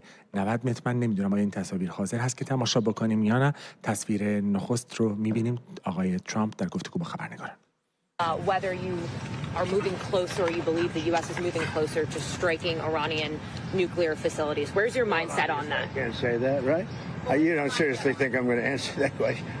Will you strike the Iranian nuclear component? And what time exactly, sir? Sir, would you strike it? Would you please inform us so we can be there and watch? I mean, you don't know that I'm going to even do it. You don't know. I may do it. I may not do it. I mean, nobody knows what I'm going to do. I can tell you this, that Iran's got a lot of trouble, and they want to negotiate. And I said, why didn't you negotiate with me before? All this death and destruction. Why didn't you negotiate? I said to the people, why didn't you negotiate with me 2 weeks ago? You could have done fine. You would have had a country. It's very sad to watch this. I mean, I've never seen anything like it. It's so, you know, everyone thought it was going to be the reverse. I didn't think so. And I was telling them, you got to do something. You got to negotiate. And at the end, last minute, they said, no, we're not going to do that. And they got hit. Remember 60 days? And then came the 60. 61 is going to become a very famous number. That was one hell of a hit, that first hit. That was one hell of a hit. Not sustainable, to be honest. That's where it ended. It ended on the first night, yes. Is it too late, though? Do you think it's too late to now? Really, nothing's too late. The only thing too late is Powell. For 40 years, they've been saying death to America, death to Israel, death to anybody else that they didn't like. They were bullies. They were schoolyard bullies. And now they're not bullies anymore, but we'll see what happens. Look, nothing's finished until it's finished. You know, war is very complex. A lot of bad things can happen. A lot of turns are made. So I don't know. I wouldn't say that we won anything yet. I would say that we sure as hell made a lot of progress. And we'll see. The next week is going to be very big. Maybe less than a week. Maybe less. But is there anybody here that said it would be okay to have a hostile, very, you know, zealots really, but to have a hostile country have a nuclear weapon that could destroy 25 miles, but much more than that, could destroy other nations just by the breeze blowing the dust. You know, that dust blows to other nations and they get decimated. This is just not a threat you can have. And we've been threatened by Iran for many years. You know, if you go back and look at my history, if you go back 15 years, I was saying we cannot let Iran get a nuclear weapon. I've been saying it for a long time. And I mean it more now than I ever meant. بله، همونطور که می‌دونیم امروز علی خامنه‌ای در سخنانی که از نقطه مخفی ارسال کرد و در اون تسلیم شدن در برابر آنچه که ایالات متحده آمریکا دیروز به او گفته بود، رئیس جمهوری آمریکا دیروز گفته بود و پیشنهاد کرده بود که خامنه‌ای و جمهوری اسلامی باید بدون قید و شرط تسلیم بشوند، گفته بود نه. وقتی که به رئیس جمهور ترامپ پاسخ خامنه‌ای رو به پیامش دادن، چنین پاسخ داد. What do you say to the supreme leader of Iran who said that they will not surrender? Say good luck. And what is the end run out with Iran? Say it? When does your patience run out? It's already run out. That's why we're doing what we're doing. You could take out. Yeah, they had 60 days and a big, 60 days, plenty of time. And they made a mistake. Honestly, they made a mistake. Their country's in ruins. So many people are dead that shouldn't be dead. Very sad. در همین حال آقای ترامپ در گفتگوی دیگری با خبرنگاران امروز گفته که مقامات جمهوری اسلامی به او پیام دادند که قصد دارند به کاخ سفید سفر کنند. Look, they should have made the deal. I had a great deal for them. They should have made that deal. 60 days we talked about it, and in the end they decided not to do it, and now they wish they did it. And they want to meet, but it's it's a little late to meet, but they want to meet. And they want to come to the White House. They'll even come to the White House. So we'll see. I may do that, but it's a shame it could have been done the easy way. اظهارات دونالد ترامپ بود که از اتاق بیضی کاخ سفید گفته بود. پیک هکست وزیر دفاع ایالات متحده آمریکا هم گفته که در صورت پیوستن آمریکا به جنگ علیه جمهوری اسلامی این کشور آماده همه سناریوها بعد از این حمله خواهد بود. لحظاتی قبل بینندگان گرامی به این خبر فوری به توجه بفرمایید. خبر بسیار فوری و مهمی به دست ما رسیده. خبر بسیار فوری و مهمی همین لحظه به دست ما رسیده. دونالد ترامپ رئیس جمهوری آمریکا گفته احتمال سقوط حکومت اسلامی در ایران وجود دارد. دونالد ترامپ رئیس جمهوری آمریکا لحظاتی قبل در تازه ترین اظهاراتش گفته احتمال سقوط حکومت اسلامی وجود دارد. او در پاسخ به سوالی درباره برنامه احتمالی ایالات متحده آمریکا پس از سقوط جمهوری اسلامی گفته برای هر سناریوی برنامه داریم، اما باید منتظر ماند و دید چه می شود. هنوز راه درازی در پیش است. یک بار دیگه این خبر فوری رو تکرار می کنم. دونالد ترامپ رئیس جمهوری آمریکا گفته احتمال سقوط حکومت اسلامی بعد از 46 سال وجود دارد. دونالد ترامپ رئیس جمهوری آمریکا همین لحظه که با شما صحبت میکنم خبرش روی خبرگزاری‌های مختلف، روی تلکس خبرگزاری‌های مختلف آمده، گفته که احتمال سقوط حکومت اسلامی وجود دارد. او در پاسخ به سوالی درباره برنامه احتمالی ایالات متحده پس از سقوط حکومت اسلامی گفته که برای هر سناریویی برنامه داریم. این بلافاصله بعد از آن هست که وزیر دفاع آمریکا هم گفته بود در صورت یک حمله احتمالی آمریکا به جمهوری اسلامی این کشور آماده در واقع روبرو شدن با همه سناریوها. بعد از آن هست، یک بار دیگه این خبر رو تکرار میکنم، دونالد ترامپ رئیس جمهوری ایالات متحده آمریکا لحظاتی قبل در کاخ سفید ایالات متحده گفته احتمال سقوط جمهوری اسلامی وجود دارد. اجازه بدید که با جلال احسانی راد صحبت بکنیم. آقای احسانی راد، باز دوباره وقت گفتگو با هم شد و خبرهای فوری از این دست عجیب و غریب هست. اگر من از شما بخوام یک توصیه اقتصادی بکنید به عنوان مدرس اقتصاد، به عنوان کارشناس اقتصاد سیاسی، به مردمی که دارن این برنامه رو نگاه میکنن، در پس آنچه دونالد ترامپ گفته احتمال سقوط جمهوری اسلامی وجود داره از یک طرف و آنچه که داره اتفاق میفته در میدان حملات هوایی چه هست؟ چه بکنن مردم با جیب خودشون؟ امروز گزارش‌های متعددی داشتیم مردم سراغ صندوق‌های امانات رفته بودن، نمیتونستن پول نقد بگیرن، بانک‌ها کار نمی‌کردن. درود بر شما، درود بر مخاطبان گرامی. اجازه میخوام قبلش ابراز همدردی کنم با هموطنانی که اگر آسیبی دیدن به هر تقدیر، اما فراتر از اون پیشاپیش تبریک میگم آزادی ملت ایران رو و من پیش بینی میکنم قبل از پاسخ به شما به زودی خود شما در تهران برنامه خواهید داشت و همه در ایران خواهیم بود. آزادی ملت ایران رو تبریک میگم به هر تقدیر. ببینید در مورد شرایط اضطراری، خب ما فقط میتونیم ابعاد اقتصادی رو خیلی نمیتونیم دخیل کنیم. ما ماهیت شرایط رو میتونیم از حیطه امنیتی ببینیم. اون چیزی که من مثلا توصیه که من در جایگاهی نیستم که توصیه کنم در این شرایط، ولی واقعیت ها رو من با یک سری آمار به شکل کلی خدمتتون بگم. ببینید مثلا در حوزه پولی بانکی میزان اسکناسی که چاپ میشه هولوش 20% نقدینگی هست که در جامعه هست. یعنی به زبان ساده اگر یک شهروند ایرانی 100 میلیون تومان حساب بانکی داره، به طور میانگین حد اکثر برای ایشون 20 میلیون تومان اسکناس چاپ میشه.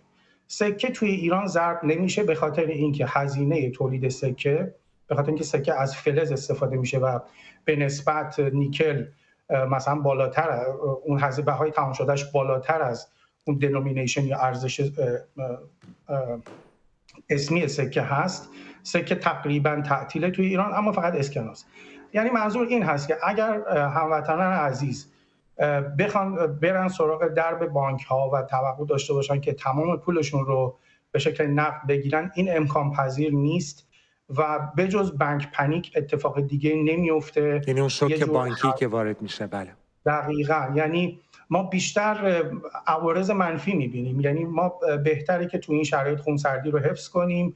نیازی نیست که هجوم ببریم درب بانک ها. هزینه ها باید خیلی خیلی کم باشه، کنترل شده، در حد همون ظرفیت 20% هزینه خانوار اگر اسکناس در اختیار دارید. چون ببینید الان موضوع بحث اقتصادی نیست، همونطوری که گفتم. بانک ها اگر حتی به فرض موجودی هم داشته باشن، امکان لوجستیک این حمل و نقل نیست. چون ببینید وقتی که اسکناس چاپ میشه در ضربخانه تهران، بعد این میره توی خزانه کل بانک مرکزی و بعد از اونجا توزیع میشه در سراسر کشور. خود همین یه لوجستیک نیاز داره که توی خودش پروتکل‌های امنیتی نیاز داره. توزیع اسکناس در سطح کشور خیلی سریع نمیتونه انجام بشه. بنابراین از یه طرف هم خب ما ببینیم زیرساخت آیتی داره هک میشه، داره خب ببینید اینم تو پرانتز سریع عرض کنم که زیرساخت آیتی بانکی در ایران خیلی در اختیار و کنترل بانک مرکزی نیست، در کنترل اون شرکت خدمات انفرماتیک هست که خودش شرکت خصولتی هست و خودش مرتبط هست به نهادهای امنیتی. بله. با این ضرباتی که اسرائیل داره به زیرساخت‌های وزارت اطلاعات و اون دیتا سنترهاش میزنه، چون من اون حوزه رو خیلی اطلاع ندارم، ما نمیدونیم چه آسیب‌هایی دیده سامانه‌های بانکی، چون من تو اخبار دیدم ATM ها دچار مشکل شدن. این مشکلات ماهیت امنیتی داره، حتی فنی هم نیست، یعنی فنی که در اختیار بانک مرکزی باشه. بنابراین پنیک اصلا راهکار نیست. حفظ آرامش، ما حتی اکثر این شرایط رو تا زمان فروپاشی جمهوری اسلامی داریم. به محض برقراری نظم مجدد کاملا قابل برگشت هست، نیازی به خیلی اضطراب بالایی نیست. اما اگر نقدینگی کم دارن هموطنان، خب تو این شرایط باید با همدیگه تعاملاتی داشته باشن، چاره‌ای نیست، باید به همدیگه کمک باشه. بانک‌ها من فکر نمی‌کنم الان بتونن ظرفیتی داشته باشن که به مردم ایران بتونن خدمات رسانی بکنن. و دولت اسلامی، حکومت اسلامی امروز در گزارش‌های متعددی مدام به مردم توصیه می‌کرد آرام باشن، همه چیز به وفور پیدا می‌شود، نگرانی وجود نداره، ذخایر برای ماه‌ها و سال‌ها هست. اما تماس‌هایی که ما دریافت می‌کردیم از تجربه افراد چیز دیگری رو می‌گفت. به هر حال به نظر می‌رسه که به توصیه حکومت نمی‌شود چنان اعتبار داد، یا دست کم مردم بهش اعتبار نمیدن. توصیه شما چه هست؟ آیا به نظر شما این وفوری که گفته می‌شود تا چند اندازه واقعیت داره؟ و اگر آنچه که دونالد ترامپ گفته که حکومت دوام نخواهد داشت در این روزهایی که روبروی ما هست، اگر خود شما بودید چه می‌کردید آقای احسانی راد؟ ببینید، من قبلش بگم دونالد ترامپ جنگ روانی نمیکنه و اینجا بلوف نمیزنه. من تو برنامه خودتون از دونالد ترامپ خیلی انتقاد کردم، ولی موضوع این هست که به جای آقای دونالد ترامپ آقای نتانیاهو وارد میدان شده و قضیه واقعا متفاوت هست. ما داریم میبینیم که اسرائیل زیرساخت‌های کنترل حاکمیتی رو داره میزنه، فقط موضوع هسته‌ای و موشکی نیست. ببینید صدا سیما، وزارت اطلاعات، هک سیستم‌های بانکی، اینها و پلیس، ببینید اینها یعنی حاکمیت جمهوری اسلامی داره از بین میره. ما آخرین دومینوهای حکمرانی جمهوری اسلامی رو داریم میبینیم که آخرینش میتونیم بگیم رسانه هست، یعنی اون دکوری که اجازه نمیده ما پشت پرده رو ببینیم، واقعیت ها رو ببینیم.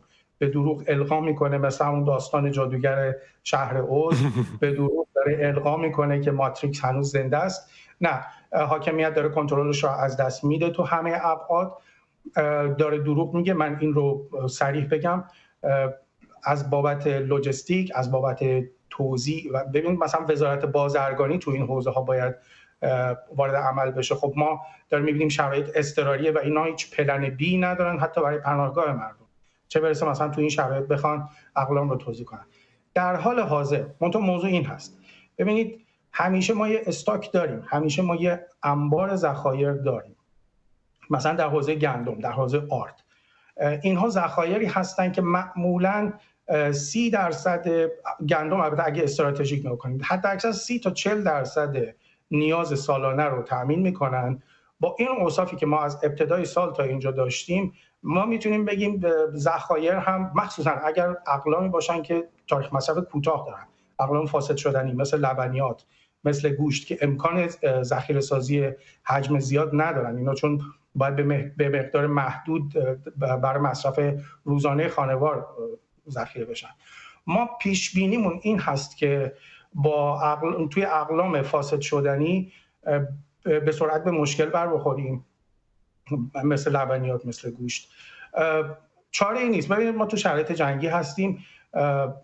اصل موضوع این هست که نظم و امنیت قبل از هر چیز مهمتره برقرار بشه، که سیستم جدیدی که به زودی در ایران حاکم خواهد شد، حکومت ملی، بتونه به سرعت اوضاع رو برگردونه. از همه چیز مهمتر امنیت هست. چاره نیست. خانوارها یه مقداری باید، اگر احساس میکنن مضیقه‌ای هست، یه مقدار اون لول مصرف رو کمتر کنن، تو شرایط خیلی اضطراری تر در نظر بگیرن. به زودی میتونیم برگردیم به شرایط، اما در مجموع جمهوری اسلامی واقعیت رو نمی‌بینه. یک دنیا از شما سپاسگزارم جلال احسانی راد که باز هم خبر فوری دیگری آمد و با شما گفتگو می‌کردیم. سپاسگزارم. خبر فوری رو یک بار دیگه تکرار می‌کنم. دونالد ترامپ گفته احتمال تغییر حکومت در ایران وجود دارد. علیرضا کیانی، سپاسگزارم، سردبیر نشریه فریدون با ما هستید. عجب موقعی هم رسیدید. آقای کیانی، یکی از مواردی که مطرح می‌شود هموطنان ما وقتی که تماس میگیرن با برنامه‌ها در شبکه‌های اجتماعی میخونیم کارشناسان، فعالان سیاسی و حتی مقامات غربی میگویند این هست که اعتراضات خیابانی اگر اتفاق بیفتد این روند این تغییر رو سرعت میبخشه. اما 6 روز از این حمله نظامی گذشته و دیدیم در پشت بام‌ها، شنیدیم مرگ بر جمهوری اسلامی زیاد شنیدیم، اعتراض آنلاین زیاد دیدیم. طرف مقابل از جمله خودم میگن آیا برای اعتراض خیابانی 1 هفته بعد از جنگ زود نیست؟ ببین به نظر من جامعه ایران این روزها داره توی شوک مثبت به سر میبره، برخلاف خب انتظار 57ها که شاید تصور میکردن حمله به اوباش سپاه میتونه مردم رو به واکنش ملی گرایانه وادار کنه. شما میبینید اون چی که در شبکه‌های اجتماعی دیده میشه، خب ما نمیتونیم مشاهدات میدانی داشته باشیم به یک معنا، ولی خب بر اساس شنیده ها هم که از داخل هست و شبکه‌های اجتماعی که خب بازتاب خیابان هم هست، احساس نوعی تسلی، احساس نوعی رضایت خاموش مردمه. خب ما میدونیم که برای بسیاری از ملت ایران این نهادی مانند سپاه نه نماد امنیت ملی بلکه ابزار سرکوب و شکنجه بوده. حالا اونها در واقع بدون اینکه ملت بخوان هزینه‌ای بدن، شما میبینید که وزارت اطلاعات زیر ضرب قرار میگیره. رئیس اطلاعات سپاه میبینید که زیر آوار دست و پا میزنه و کشته میشه. چند ده تن از سران سپاه کشته میشن. اطلاعات سپاه در ساختمونش میاد پایین. خب اینها میشنویمتون آقای کیانی. آقای کیانی صداتون رو میشنویم. یه لحظه. بله. من فکر میکنم که به هر حال بله ببخشید. من فکر میکنم که این به اصطلاح ما الان تو جامعه هنوز تو مرحله شوک به سر میبره و نکنش و مردم ایران به یک معنا در حال تماشا و هضم این ضربات هستن. انگار دارن با ناباوری به اصطلاح نگاه میکنن که چجوری دستگاهی که سالها بر اونها تاخته، بر اونها رو اذیت کرده، خودش مورد ضرب قرار گرفته. این نکاتی هستش که من فکر میکنم باید در نظر بگیریم. ضمن اینکه فراموش نکنیم که جمهوری اسلامی یک رژیم خب واقعا سرکوبگر در حد میشه گفت مثلا رژیم‌های مثل رژیم نازی و یا رژیم موسولینی بوده. شما فراموش نکنید که شخص علی خامنه‌ای، من چند روز پیش در یک توییت خودم هم نوشتم، مستند و مستدل یک جنایتکار جنگی علیه ملت ایرانه، چون فقط در یک فقره در آبان 98 به واسطه در واقع گلوله‌های جنگی تا 5000 تن از فرزندان ایران رو کشت، به قتل رسوند با گلوله‌های جنگی. یعنی جنایتکار جنگی بودن که چیز عجیب و غریبی نیست. به خاطر همین نکته من فکر می‌کنم که خب اون تجربه ها هم در یاد ملت هست. شما از 96 تا به الان خیلی فاصله زیادی نیست. یعنی من فکر می‌کنم که این باید یه خورده در واقع اون به اصطلاح تجربه های پیشین رو در نظر بگیرید که صرفا هم قتل فرزندان نبوده. شما از اون طرف کشتار، بازداشت، تجاوز رو داشتید با کاری که با نیکا شاکرمی کردن، یا فشار بر خانواده ها رو داشتید. و من فکر میکنم که این مسائل نشون میده که هنوز یک جامعه، باز هم میگم تو اون شوک مثبت داره به سر میبره، ولی در عین حال شما شعارهای شبانه رو دارید، شما اعتراضهای نمادین رو دارید، شعارهایی که خود تلویزیون من و تو هم پخش کرد. بله. و این نشون میده که اتفاقا این جامعه در سکوت داره میجوشه. دیدین این فوران آتشفشان ها رو که اول دود میکنه، بعد به اصطلاح در زمان مناسب یک باره فوران. آقای کیانی، من همین نکته رو میخواستم به شما بگم. ما در طول چند سال گذشته جنگ کم ندیدیم. ما وقتی که روسیه به اوکراین حمله کرد دیدیم که چطور تمام مردان اوکراینی رفتند که با سربازان روس بجنگن، کشته شدند. وقتی که سربازان آمریکایی هزاران کیلومتر ترجیح دادن، وقتی که فهمیدن که نیاز هست بهشون به خاورمیانه بیان، به افغانستان برن، به عراق برن، رفتن جنگیدن. اما آنچه که در ایران دیده میشه به دور از طبل تبلیغات حکومت، اگر نگوییم خوشحالی، ناراحتی هم از این حمله نظامی نیست. این خودش به نوعی نافرمانی مدنی حساب نمیشه؟ بدون تردید. از اون طرف آخه به خاطر اینکه من دارم میگم، ببینید 57 خیلی اصرار دارن که سپاه رو یک نیروی نظامی جا بزنن، ولی خب سپاه شما دارید ببینید مردم احساس شادی دارن از این مسئله. شما در همین شعارهای شبانه حتی یک شعار علیه اسرائیل نشنیدید. خب این نشون میده که اساسا مردم ایران تشخیص دادن که منافع کنونی این اونها با منافع دولت اسرائیل هم برداره. یک دشمن مشترک دارن، جمهوری اسلامی. بحث هم مثل جنگ ایران و عراق نیست، چون در جنگ ایران و عراق، من این توضیح رو بدم، در جنگ ایران و عراق شما به اصطلاح طمع عراقیان نسبت به خوزستان رو داشتید. بحث مسئله مرزی بود، یعنی اگرچه شرارت خمینی و شرارت صدام در واقع این مسئله رو ایجاد کرده بود، ولی عراقی ها طمع مرزی داشتن، صراحتاً طمع مرزی خودشون نسبت به خوزستان رو بیان کرده بودن. ولی اسرائیل با ما مرز مشترک نداره و طوری هم که اتفاقاً همین مصاحبه امروز نتانیاهو گفته که بحثش یعنی اینها در پی این هستن که فضا رو آماده کنن برای اینکه مردم بتونن بیان به میدان و به اصطلاح ما سقوط حکومت رو، سقوط جمهوری اسلامی رو شاهد باشیم. فکر می‌کنید که این اتفاق بیفته از نظر جامعه شناختی بخوایم نگاه بکنیم و تجربه سیاسی ایرانی؟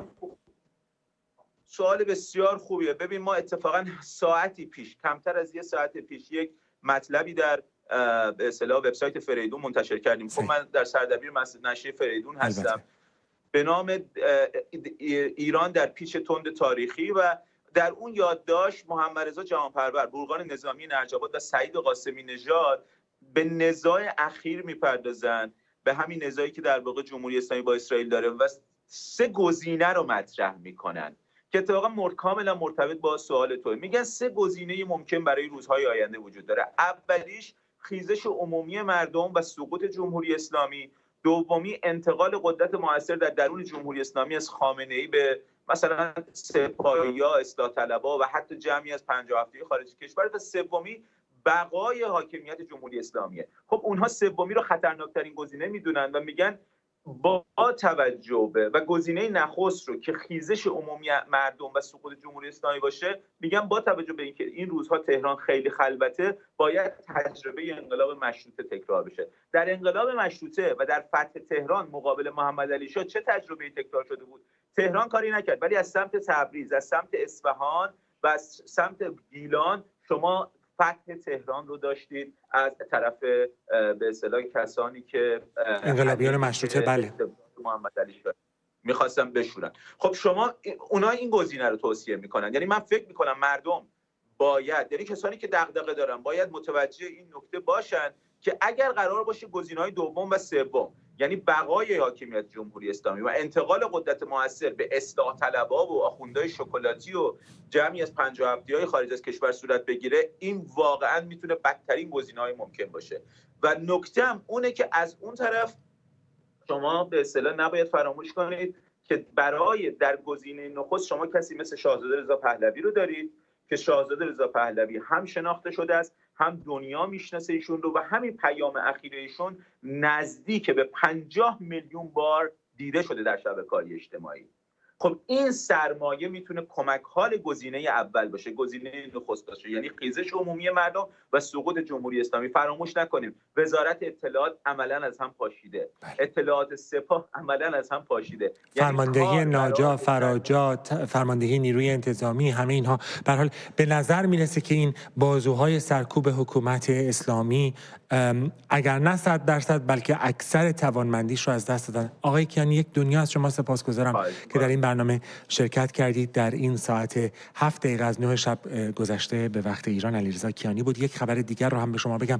دونالد ترامپ لحظاتی پیش گفته به دنبال آتش‌بس نیست و نمیخواد جمهوری اسلامی به تسلیحات هسته‌ای دست پیدا کنه. خبرگزاری رویترز لحظاتی قبل گزارش کرده که به نقل از یک منبع دیپلماتیک آلمانی گفته احتمال دیدار عراقچی با وزرای خارجه بریتانیا، فرانسه و آلمان وجود داره. این بر اساس این گزارش ظاهراً در این دیدار مقامات اروپایی هم حضور خواهند داشت. مشخص نیست با توجه به اینکه امروز وزارت خارجه حکومت اسلامی سفرای سوئیس و آلمان رو فرا خوانده بوده، به ویژه بعد از آنکه صدر اعظم آلمان گفت که در واقع حامی اسرائیل هست و در عمل گفت آن بخش به قول او کثیف جنگ رو اسرائیل براشون انجام داد و حالا باید بود و دید که چه می شود.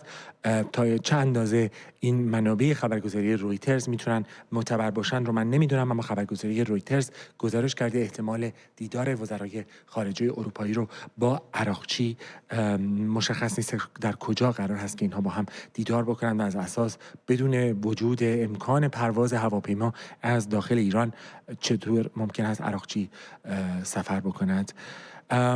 خبرهایی که امروز از صبح به دست ما رسیده بسیار حیرت آور هست. اگر روایت دیروز روایت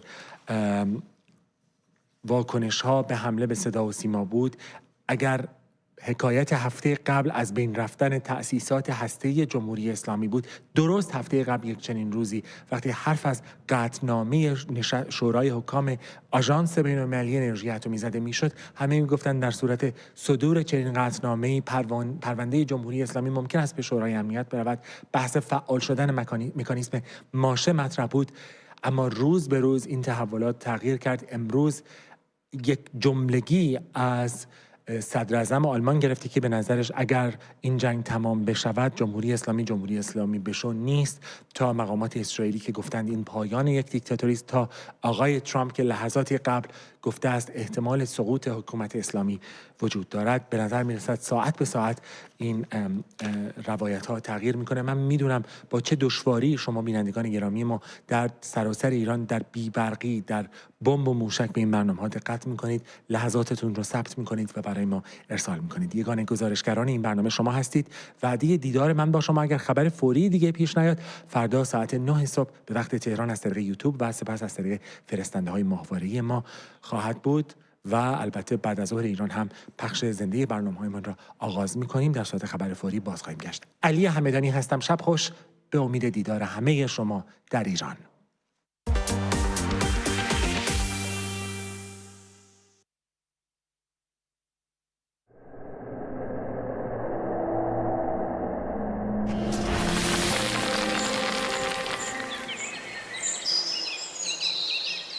توجه، این